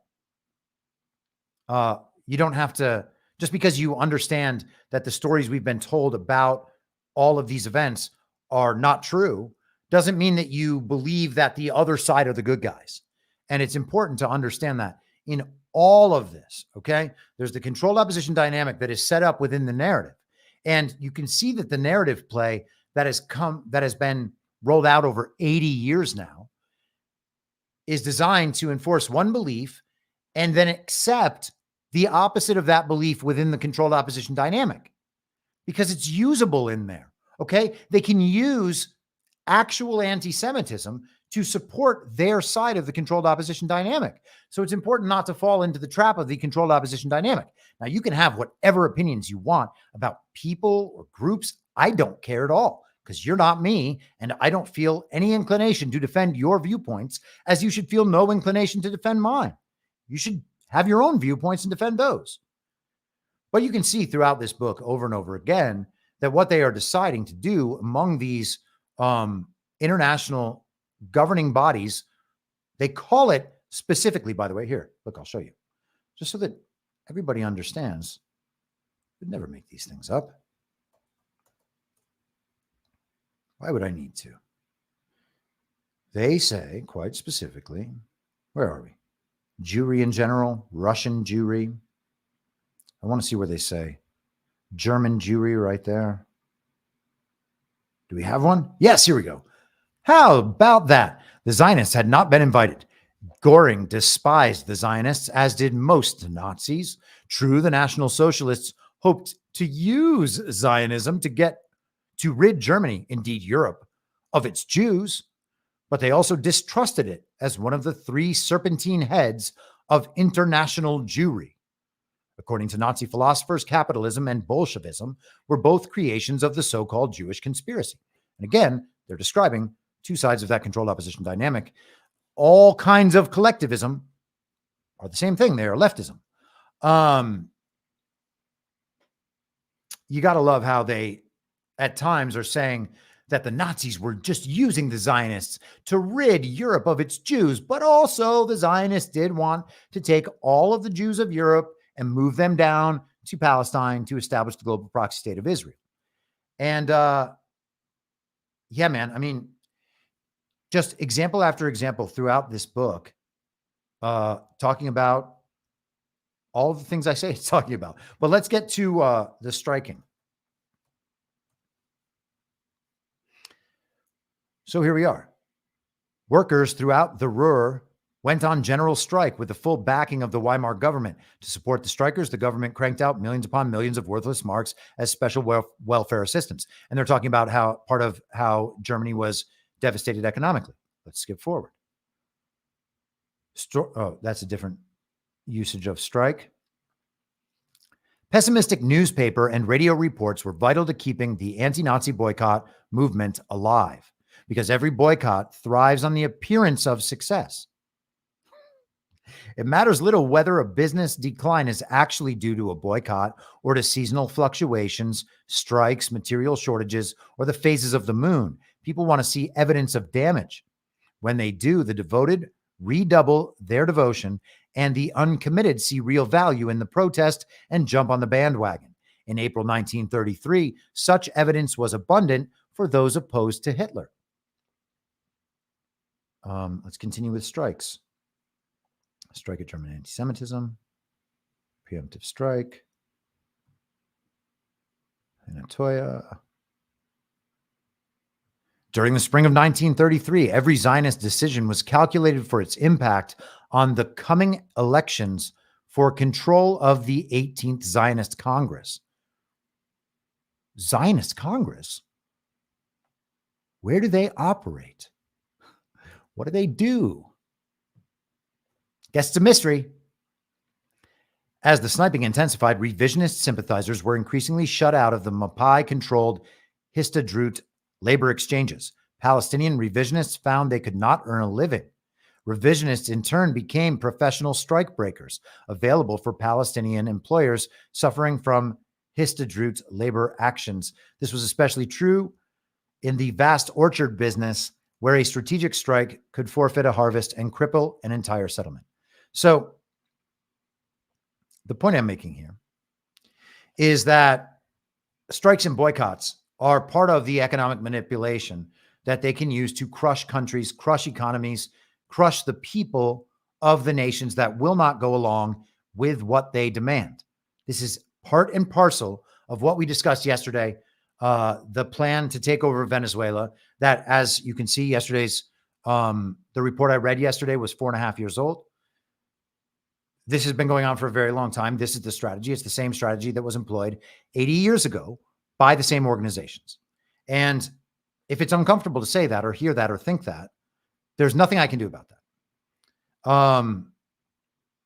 It sucks that we were taught a false history, but it's not that difficult to unwind when you can see it happening right now. This book, there's an introduction to this book. I might as well just open it up again. Oh, I already closed it. 1 second. Where are we? In the introduction to this book, he talks about how Jews in his circles have reacted to this book and how upset they get. And of course, it starts out with the restatement of the official story to the 6 million. Let's see. Here we are. Let's start here. 25 years ago, and he's writing this in 1984, right? Oh, this is the 2009 edition. So he's talking about this book that he originally wrote in 1984. So he's talking about the public mindset in 1984. 25 years ago, the world was not ready to comprehend the notion of Zionists and Nazis negotiating in Reich economic offices over commercial pacts involving blocked Jewish bank accounts and German merchandise sales volumes. The wounds of destruction were too fresh, too exposed, too unhealed. But I had to step into this world to recapture that history. I was not prepared. The Jewish organizations that set up these deals with the Nazis, it spells it out at length in this book, profited. It was a profit motive involved the entire time. They wanted to make money to do the things that they wanted to do, the things that they boycotted and struck and did all these other things, these other methods of manipulation to get the Nazis to agree to do, which was ship Jews all the way down to Palestine so that they could set up the global proxy state of Israel.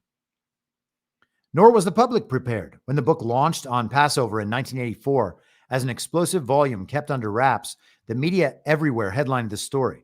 This included a nearly simultaneous cover story in the Chicago Tribune, Sunday Magazine, a feature center spread in the Chicago Sun-Times, cover stories in all the main Jewish newspapers and magazines, a special extended news special on the NBC affiliate, morning show appearances, radio interviews, excerpts, and a multi-city book tour. This was a decade before the internet. One Jewish communal leader complained he had never seen such publicity for any book on the Holocaust in recent times. So, again, this is not some obscure document that I found in order to prove my anti-Semitic case. I wanted to know what happened from the perspective of someone that was for it. And that is what I am getting. And this is how they describe it. Understandably, the transfer agreement battered readership and leadership alike, who struggled to reconcile its implications. Despite my scores of speaking engagements and explanatory articles on the subject, too many were simply not prepared for the details. Years later, the transfer agreement is still continuously debated, every hour of every day, still the source of conflict and emotion. On the web, in articles, in books, and in personal exchanges, few are neutral about this extraordinary pact. In 1984, the transfer agreement won the prestigious Carl Sandburg Award for Best Nonfiction of the Year. The work led to my syndicated investigative weekly column, The Cutting Edge, which appeared for about 2 years in some 40 Jewish newspapers. Okay, so nobody was... Oh, wait, this woman. In 1998, I was honored in a special ceremony at Chicago's Spertus Institute for the transfer agreement's contribution to a better understanding of the Holocaust. The event commemorated my donation of the 30,000 documents I had acquired during the book research. At the event, thank goodness it's in safe hands now, huh? At the event, a woman in the audience rose and tried to introduce herself, but was frozen in tears. I understood her emotions I have experienced every day since I began to write the transfer agreement, emotions I am experiencing at this moment as I type these words. So And it goes on extensively. So this book blew apart the understanding of the Holocaust of the Jewish community, of the elite academic Jewish community, of the publishing community, of the Jewish newspaper community, of all those people. And the only reason it was okay is because it provided retroactive continuity to the historical event with what they need the historical event to mean now, what they've told everybody else it is. They have to marry those two things and make it make sense. And that's what this book attempts to do. And I believe that it completely fails to do that. I mean, this book is an embarrassing disclosure. But just as that report was, the writings of these people are decoder rings. And I wish that more people would start approaching the material this way, because there is no amount of, I'm going to go show you the facts about this issue, that defeats what that guy's saying. He is attempting to make the reader believe something that is absolutely not true by presenting it from such a specific, detached from reality perspective that it becomes immediately obvious to anyone who engages with the material and doesn't share his motivations. And, you know, you can say that's sad or whatever, and maybe it is sad, okay? And again, I've had a great many very good Jewish friends. I don't hate Jews. I have no animosity toward Jews whatsoever. I don't even believe that these Zionists are Jews. They just took the identity of Jews. So that's not the problem. The problem is them identifying as Jews and then using their oppression as Jews to justify what they're actually doing. And this is what they're actually doing. And the report that I put on the podcast yesterday is what they're actually doing. This is the global regime attempting to overthrow nations in the same way they've always done it. They have full control over media, full control over finance, and ultimately they had control over militaries.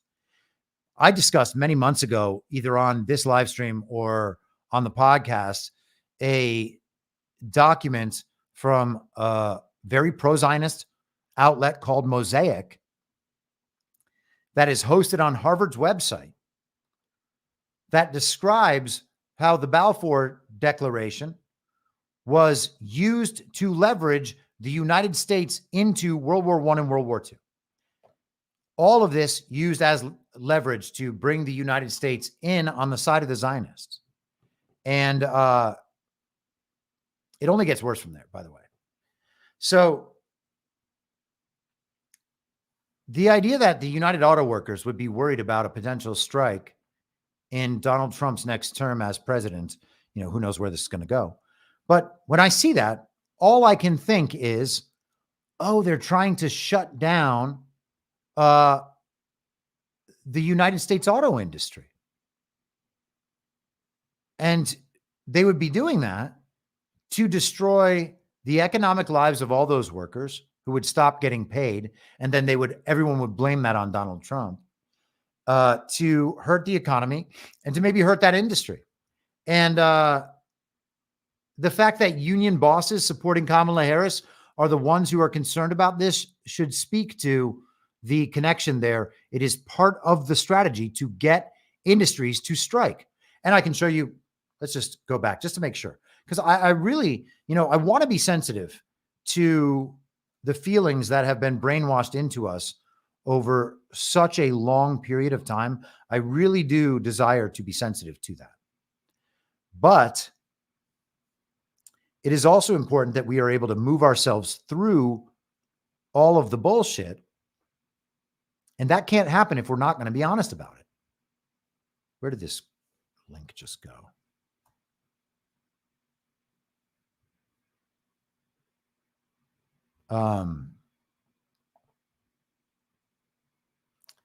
I wanted to bring up something about sanctions in the article from yesterday. Forget it, actually. Let's just skip over that. I'll make my point without it. This is a tactic. They talk about shutting down industries. Actually, I remember exactly where it is now.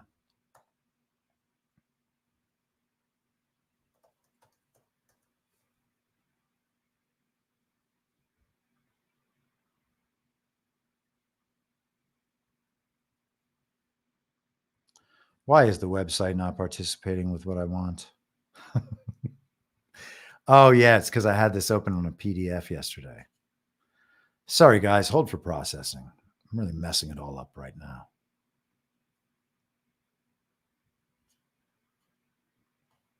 I love how the document is open to the screen, to the page where featuring Lord Mark Malloch Brown, right there, the chair of the Board of Trustees of the International Crisis Group. Thomas Pickering, former Undersecretary of State and Ambassador to the UN, Russia, India, Israel, Jordan, El Salvador, and Nigeria. Robert Malley, he's the dude that just got caught a few weeks ago doing some Iran stuff. Alexander Downer, who was involved in trying to tie George Papadopoulos to the Russiagate hoax. Larry Summers, Jake Sullivan, George Soros, Alexander Soros, Wendy Sherman, former U.S. Undersecretary of State, negotiator for the Iran nuclear deal. That's it, folks. The International Crisis Group.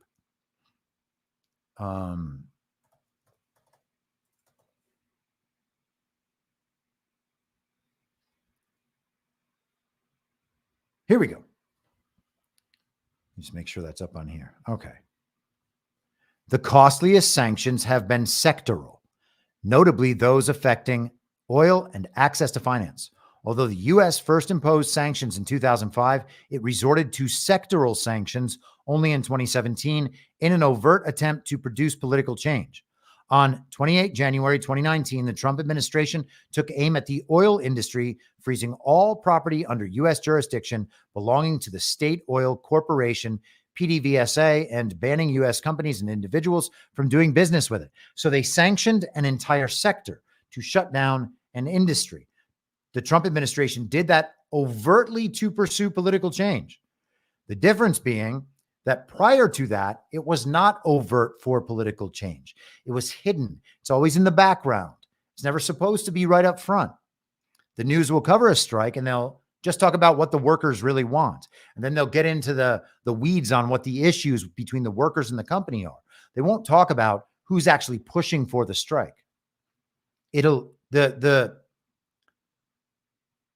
The level of responsibility will only be visible so far as the union bosses and maybe some political counterparts, but it'll never go all the way up the chain to where these things really come from. And this is where things really come from. Global governing bodies. They're not all international Jewry. There are other governing bodies. All of those governing bodies, as far as I know, are globalist and Zionist. And those are in many ways the same thing. And you know, that is one of those claims that people call anti-Semitic. It happens to be factually true, and these are the proper terms through which to describe it. So if the reality is anti-Semitic, we have a real problem.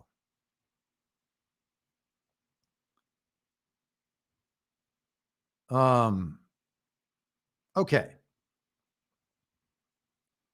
What else do we have going on here? Let's check in with the Substack comments. I hope you guys didn't mind that longer than expected diversion into World War II. I know it's a very controversial topic. And it's probably justifiably controversial based on what they've told us happened.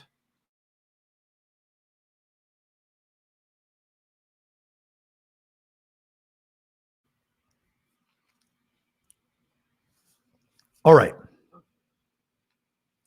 Danamite says, voting is like playing fantasy sports. You pick your team, watch the television, and hope for the best. And after, you're either really stoked or you're super bummed. And nailed it, Danamite.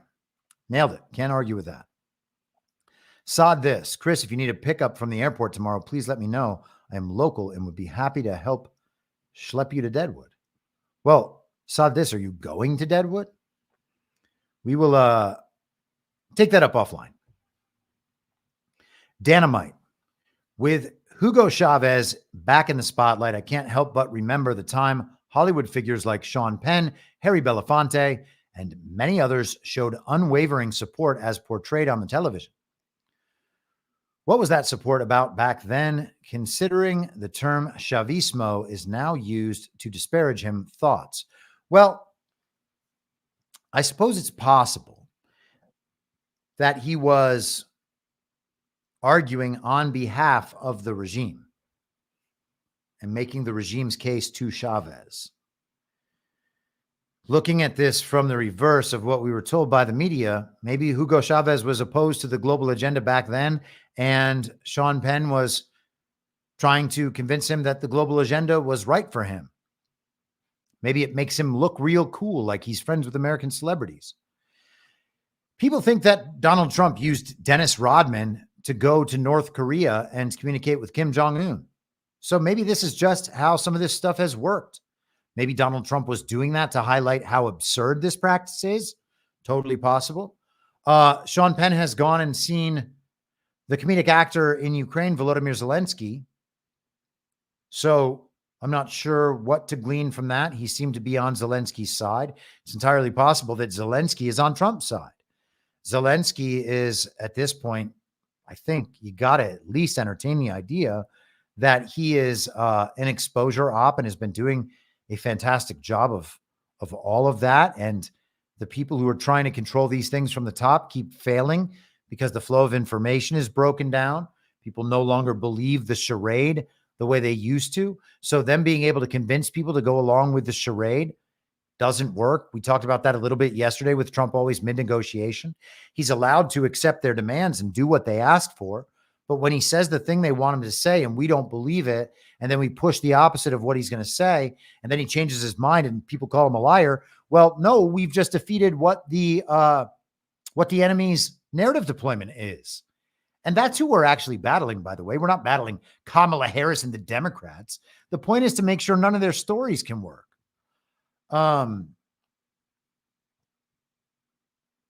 Yeah. So, I'm not that familiar with the Harry Belafonte thing. I remember him having some involvement in politics. If he went to visit Hugo Chavez, cool. I don't remember that. I can't add anything meaningful to that. I have suggested to people around Sean Penn before that Sean Penn is obviously an intel asset. And they're like, no way. And I'm like, yeah, all right, man, sure. Yeah, it's just him and Bono running around the world, conducting global affairs on behalf of the United States of America and its liberals. People are like, there's no way these Hollywood people don't know what's happening. I promise you, they have no idea. And I don't mean Sean Penn and Bono. I'm sure they have every idea of what they're doing. They are serving the interests of powerful people. I think Bono has been knighted, so that would suggest which side Bono is serving. And to the extent that he and Sean Penn are doing the same things, and they often are, I would suggest that they are both on the same page with that. But the people around them, no idea. I can't imagine that they know. Maybe they know and they're just lying to me. But they don't seem like people who know a lot of things, generally speaking.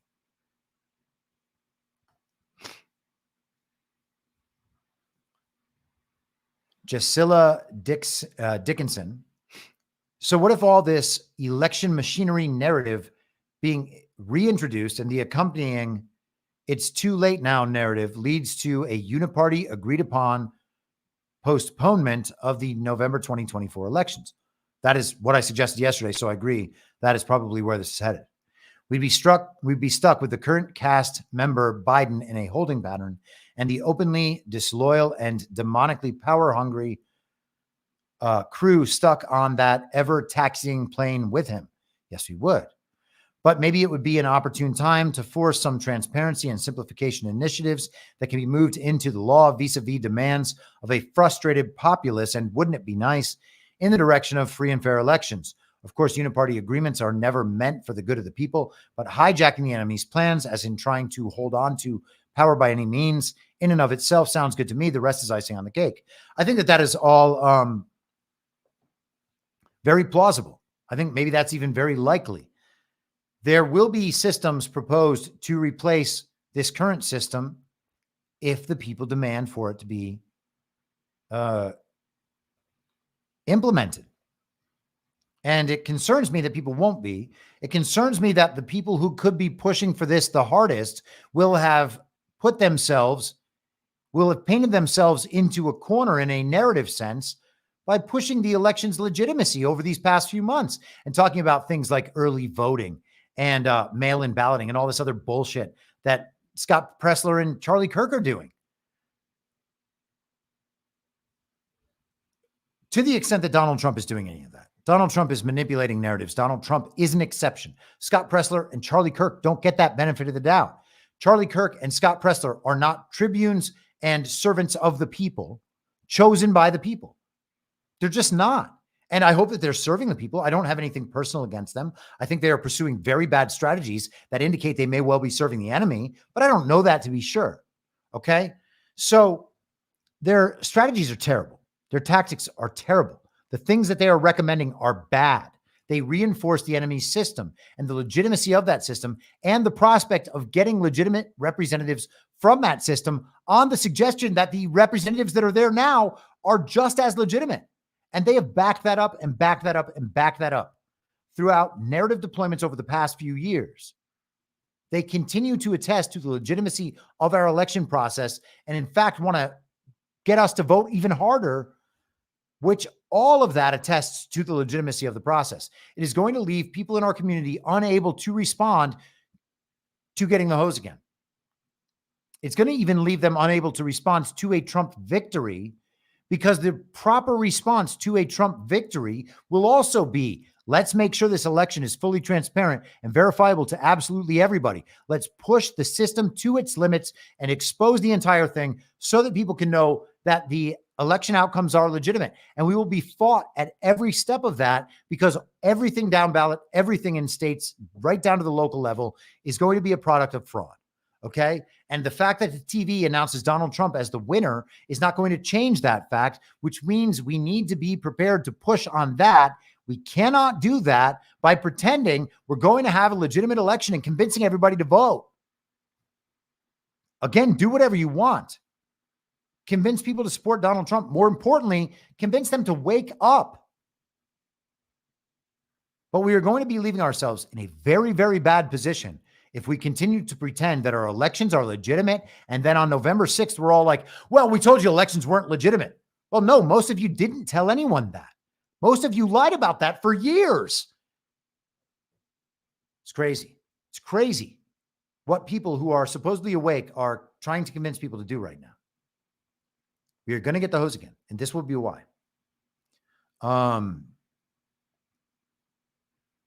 Let's continue. Joe, Chris, as I commented on yesterday's podcast. Oh, I don't have these open. I should open them.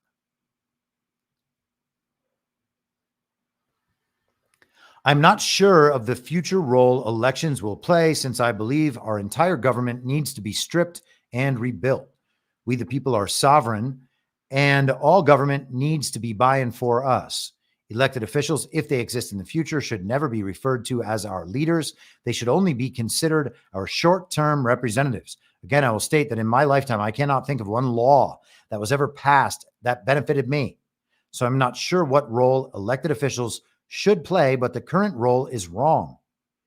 Along with free, fair, and transparent elections, the other issue is uncorruptible money, and Bitcoin may well be that solution. So any thoughts on the future need and role of government, as well as how the Bitcoin technology might help? I mean, Joe, I feel like I've talked about that a bunch of times. I'm totally on board with everything you just said right there. Of course, I don't know that we need a federal government. If we do need a federal government, it will be to protect the sovereignty of the individual states and guarantee a Republican form of government in all those states. The federal government has already failed to do that. One of its critical purposes has been a complete and total failure. The people who have occupied positions of authority within our federal government have not only failed in their purpose to uphold the Constitution, they have taken an active role in overthrowing that Constitution. So we are not in the federal government as it was outlined and as it should exist in the first place. That federal government is already over, whether or not people want to admit it. They think that I am somehow speaking out against the United States and its form of government or the Constitution. I would be happy to do either of those things, but I am not doing that in this instance because those things are fine. It's fine to say these things, okay? Our founders would have said these things. Even our founders who were on the sides of the internationalists and the globalists wanting to further centralized government, I cannot imagine wanted it to get to this point. So, and then all the anti-federalists, the people who didn't want decentralization to the extent the Constitution gave it, obviously none of those people would tolerate the situation we're in now. So it's not radical. It's not anti-American. In fact, if anything, it's more pro-American than remaining in any of these globalist dominated systems, this uniparty dominated system that we are in right now, and all the distortions and usurpations of the Constitution that have been allowed to take place over the last 250 years. It is more pro-American to want the country taken back for Americans. And this is the route to doing that. And if you have a different route, then that's fine. And you can propose that. And I will happily listen to your proposal, but I'm speaking for myself. And if other people agree with what I'm saying, then they can choose to take these ideas on for themselves and then speak for themselves and push these ideas forward. And if these ideas win out, then America will become this, and it will be far better than the America that we are stuck with now as a result of these globalists, at least insofar as the government is concerned. A lot of people have nice lives, and I don't want to disrupt those nice lives. I also don't care particularly about disrupting the government if we are able to somehow make it more legitimate and wind ourselves back to the original state of affairs. And then we can once again immediately begin to move forward from there. And hopefully in that position, we would be able to see that the majorities that would come to our perspective would be large enough to pass amendments in states where they are needed. And we could probably just hit the ground running within 6 months to a year of some level of instability. And you got to be clear that the global regime is going to try to create the same sorts of instability here that they create in Venezuela and all of these other countries, which means color revolutions, which means propaganda, which means financial and economic influence. It's harder to do here because we have the reserve currency. So they're going to have to use other means to attempt to devastate this country. And you can expect a lot of false flags. And I hope that the damage from all of this is minimal, but one way or another, it's coming. Do you want to continue to allow these people to make all the decisions in your life?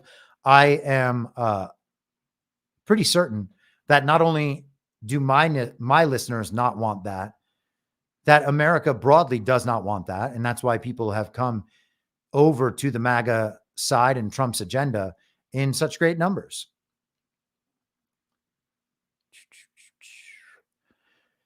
Serendipitous Soul says, I saw a clip of Candace Owens yesterday saying Ben Shapiro was hosting fundraisers for Trump. I was a bit surprised.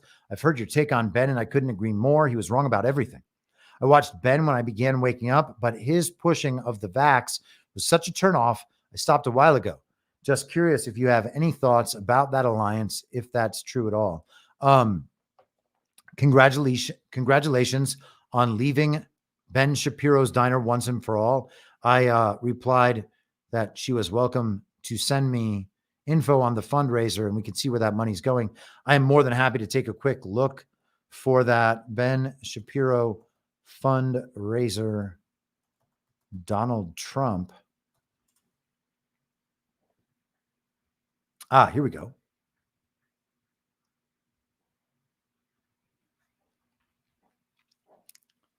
So this is from March 26th, 2024, where I am co-hosting a Trump fundraiser by one Ben Shapiro.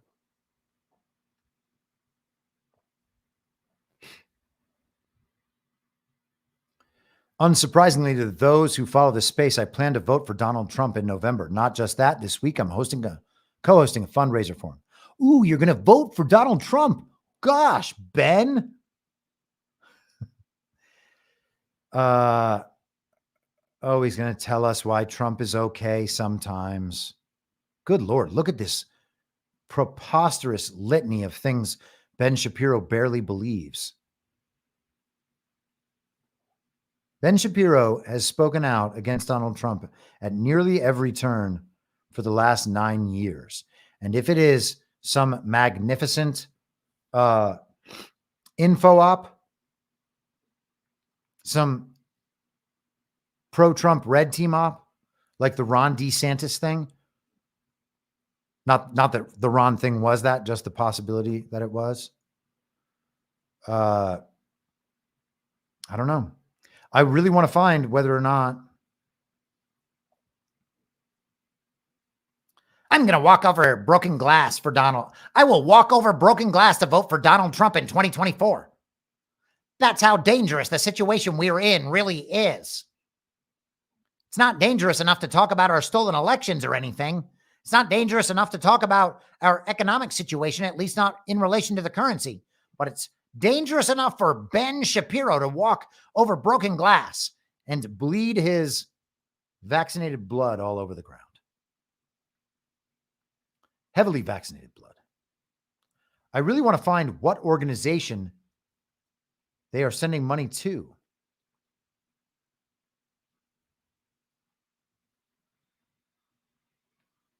I love this. The article notes that Shapiro was angry at Tucker Carlson for giving Donald Trump too many softball interviews while little Benny was busy supporting Ron DeSantis.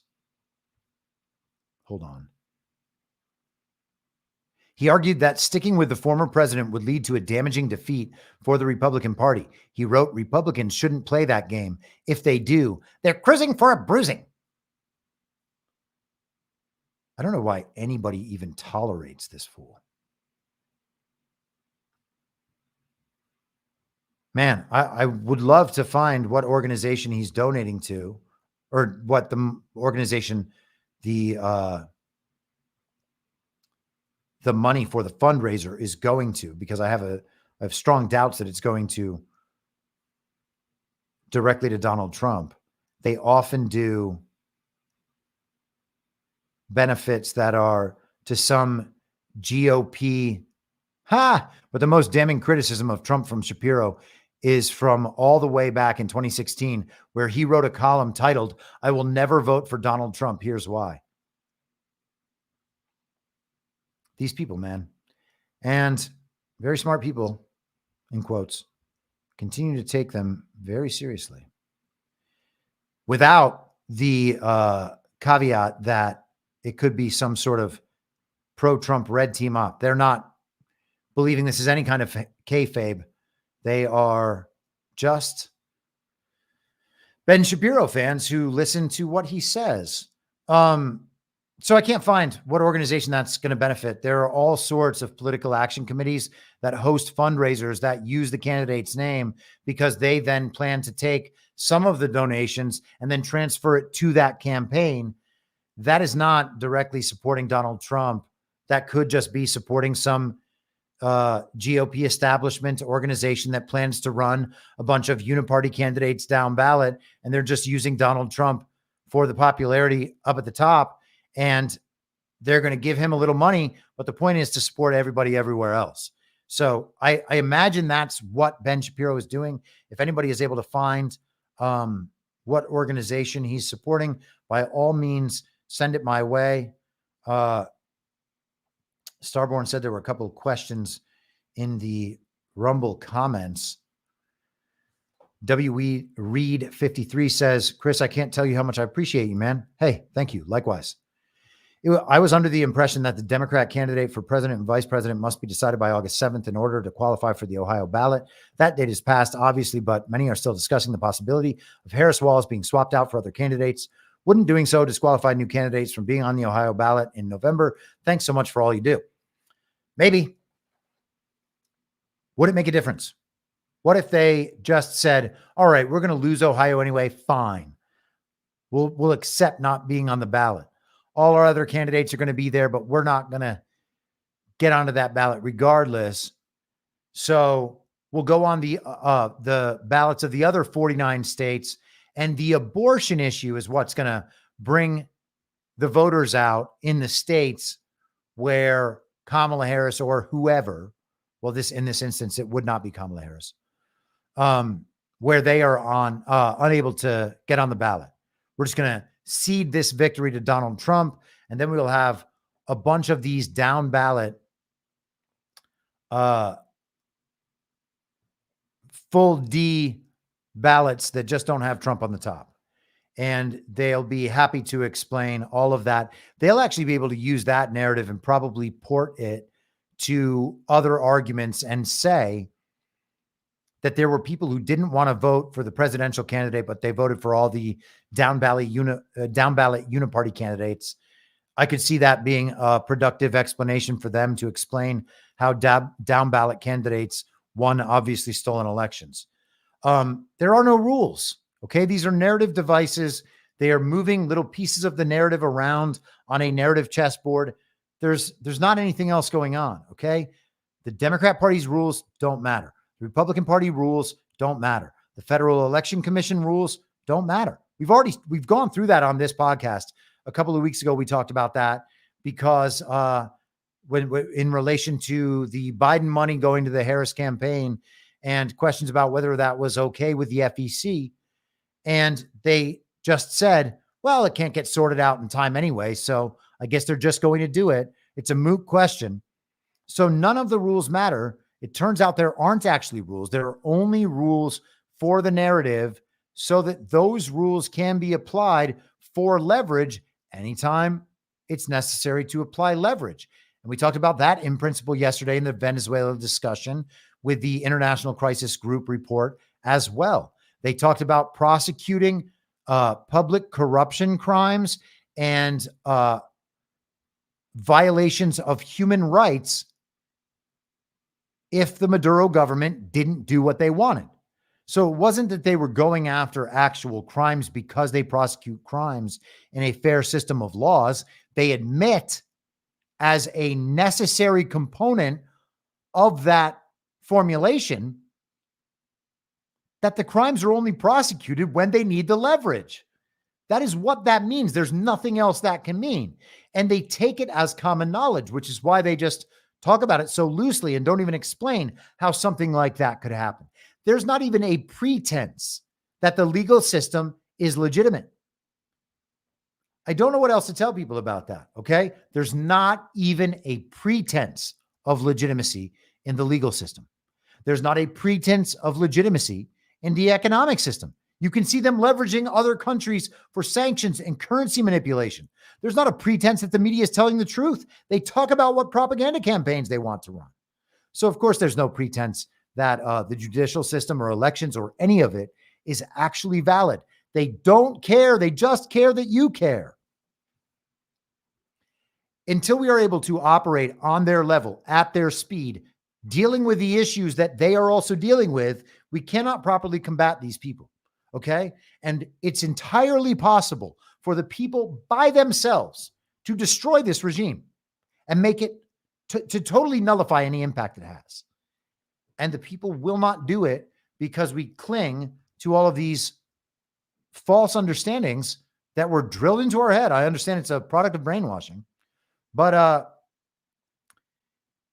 as soon as we let go of the thing in its entirety, the thing can no longer work. And I hope we understand it sooner rather than later. Earl 1976 says, "Hey, Chris, would love to get your thoughts on why DJT didn't overturn what Barack Hussein Obama did with the Smith-Mundt Act during his first 4 years. My theory is in playing the long game. It sets up a wider net to the media to violate the current EO about election interference. Shorter term pain for longer term gain, but not sure. Appreciate all that you do." Well, I guess it's possible that for the information operations being run right now, it takes away any pretense that the uniparty might try to use that against whatever's happening on the other side. People probably don't want to engage with that because we want to imagine that one side is telling the truth and one side is not. And depending on who is described as being on our side, then some of those people are telling the truth. There are a great many people who are telling the truth on our side to the best of their knowledge. I can't tell you the truth about everything because I don't know the truth about everything. But I can tell you the truth about what I believe, and that is what I try to do. I can tell you the truth about how I think through these issues and try to break it down as far as possible and show you exactly how I get to the conclusions I reach. And that's the best I can do. There are some people who are not trying to tell the truth at all. There are some people on our side who are clearly telling false stories. There are a lot of false flag events on our side that have been exploited against the other side. And it's unfortunate because people are very emotionally attached to many of those stories. And I know that they find it upsetting to consider that those stories might not be true. But that doesn't change whether or not they're true. They have false flag school shootings, don't they? What won't they fake? Somebody tell me what they will not fake. And then I will scale back on what I consider them not to be faking. And otherwise, I'm going to assume that it is possible for them to be faking everything because, of course, it is. What else? What else? The Smith-Mundt Act. Okay. So I mentioned this on Daily the other day, and a couple of people who are apparently clueless or angry at Badlands or something decided to get upset about the way I talked about the Smith-Mundt Act. I said it didn't matter. I said our news has always been fake. Our news has always been fake.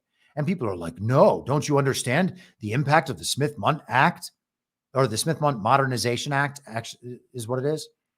Yeah, I do. I did a whole episode on it. Still doesn't matter. When they pass those things, it's so that they can make sure not to be held accountable for the things that they were already doing. It's not like they just decided one day, you know what? We need to lie to everybody a little bit more. Let's pass this act. Oh, look at that. Now we can lie to everybody. That's not how it works. And people are like, he doesn't understand it. I understand it. I think you're failing to understand what our laws are. Most of them are entirely unconstitutional. So Marbury versus Madison, part of that decision, and we can talk about the Supreme Court and the validity of their decisions separately. But one of the legal principles in that was anything repugnant to the Constitution is void. So all of these things that are repugnant to the Constitution would then be void. And we should and can act and live as though that is the case, because it is the case. That's the legal precedent. And the unfortunate thing is that lawfare is waged and that people don't have the resources or the personal wherewithal to be able to fight these things all the way up to the Supreme Court and challenge them on that constitutional level. But that's ultimately what has to happen unless we're able to just strip everything away in one fell swoop. And I am for that solution, as I just outlined earlier. But a lot of this is totally repugnant to the Constitution. They are creating laws that have no business in a free society. And the idea that the government can use the people's money to propagandize the people is one of the most preposterous things that anyone could ever believe. There's no way to ever allow something like that to happen except with a thoroughly corrupted government. Nonetheless, they were doing all the things allowed by the Smith-Mundt Modernization Act well before that act. And they made network in 1974. You know what? Let's do that. We'll have a little fun here because we're going long and we're basically through all the questions. And so we can wrap this up pretty soon, but let's have a little fun here. Howard Beale speech from Network. I believe, oh, here it is. Turn off your TVs. Let's have a good time.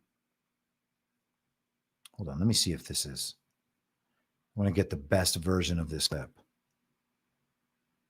so that it looks all nice. Let me just make sure here. Sorry, hold for processing.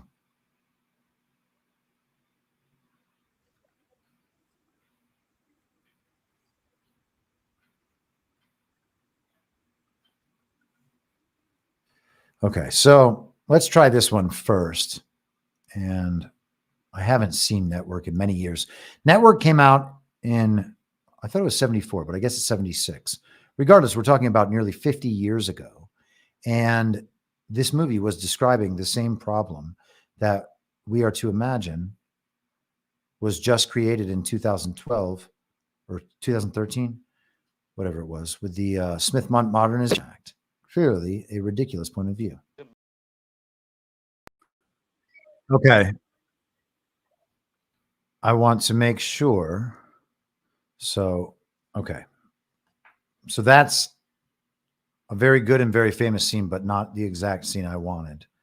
Let's try this one. It's not going to look as good, but we do what we must, you know? Kind of just flying by the seat of our pants here on the live stream. Out of trouble.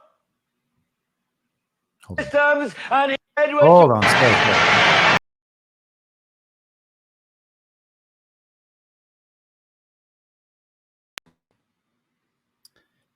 So, I mean, that was nearly 50 years ago. They certainly conceived of that movie, wrote that movie, and began producing that movie 50 years ago. Are we supposed to imagine it got better since then? Or it got better for a while, they changed it, and then the Smith Modernization Act allowed them to get all crazy like that again? No, of course not. It was happening well before that, and it has happened the exact same way ever since. The Smith Modernization Act changes, I guess, our perception of what's legal or what they can be held accountable for. Nothing beyond that. It doesn't change behavior. They already don't care about laws because the laws don't apply to them. Until they do. Until it's decided by the same people that now the laws must apply because we need to leverage that person. That person has done something bad on our behalf. We want to make them do something else on our behalf. So we are going to leverage that bad thing they've done and the evidence we have of that bad thing. That's how it works. Yeah, so the Smith Modernization thing, it's important for people to understand. It's important for people to understand that we can be propagandized by our own government. But yeah, they've been shipping that propaganda out all across the world for decade upon decade upon decade. And the idea that they just simply turned that inward is not remotely surprising. If anything, if that would have changed anything, maybe that pushed them into doing it in the social media realm and using those tactics.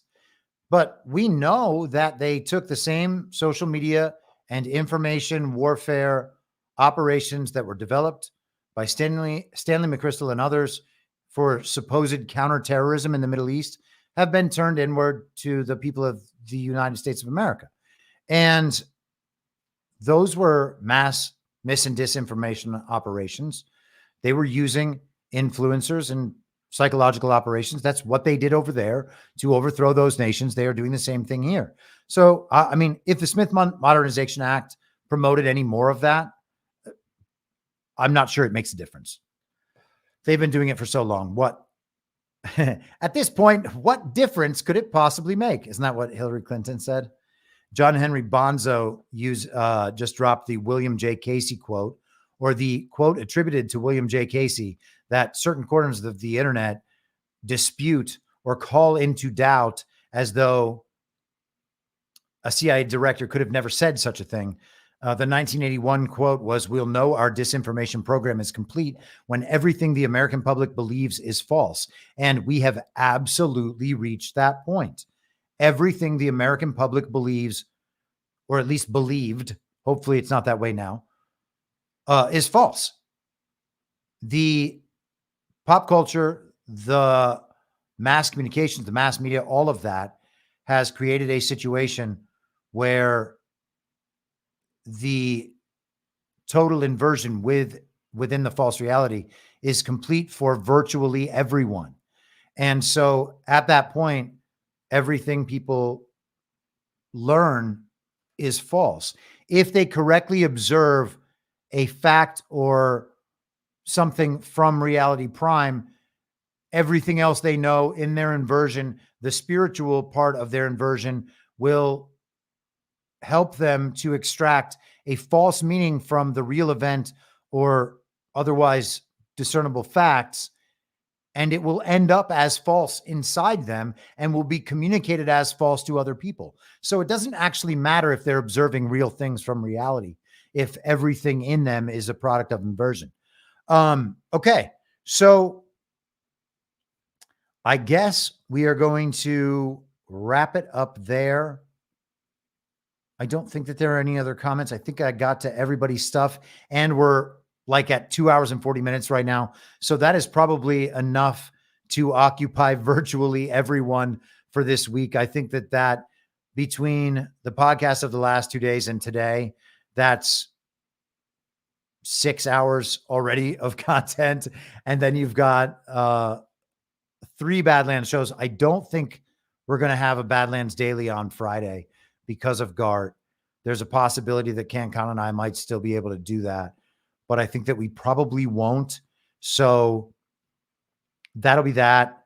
And I will be back with the normal podcast on Monday. Same reasonable time, same reasonable podcast network. I don't have a network, as I mentioned before. Masks and lockdowns don't work. They lied to you about a pandemic. Imagine that, lying about a pandemic, the deadliest pandemic of all time. Everybody run and hide in your homes. If you don't do what we say right now, you are killing everyone's grandma. And nonetheless, they lied. And obviously, Joe Biden will never be president. I mean, it's been 4 years of saying that. And there were a few years in there where even my supporters thought I was crazy. But it turns out that everything's going to be okay. Isn't that amazing? All right, guys, I will speak to all of you very soon. Well, Well, what? you know who I am, don't you? Well, you ain't Fiona Apple, and if you ain't Fiona Apple, I don't give a rat's ass. Ah!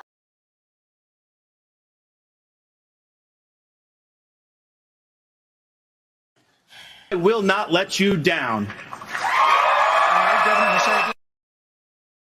We do a little trolling. It's called We Do a Little Trolling.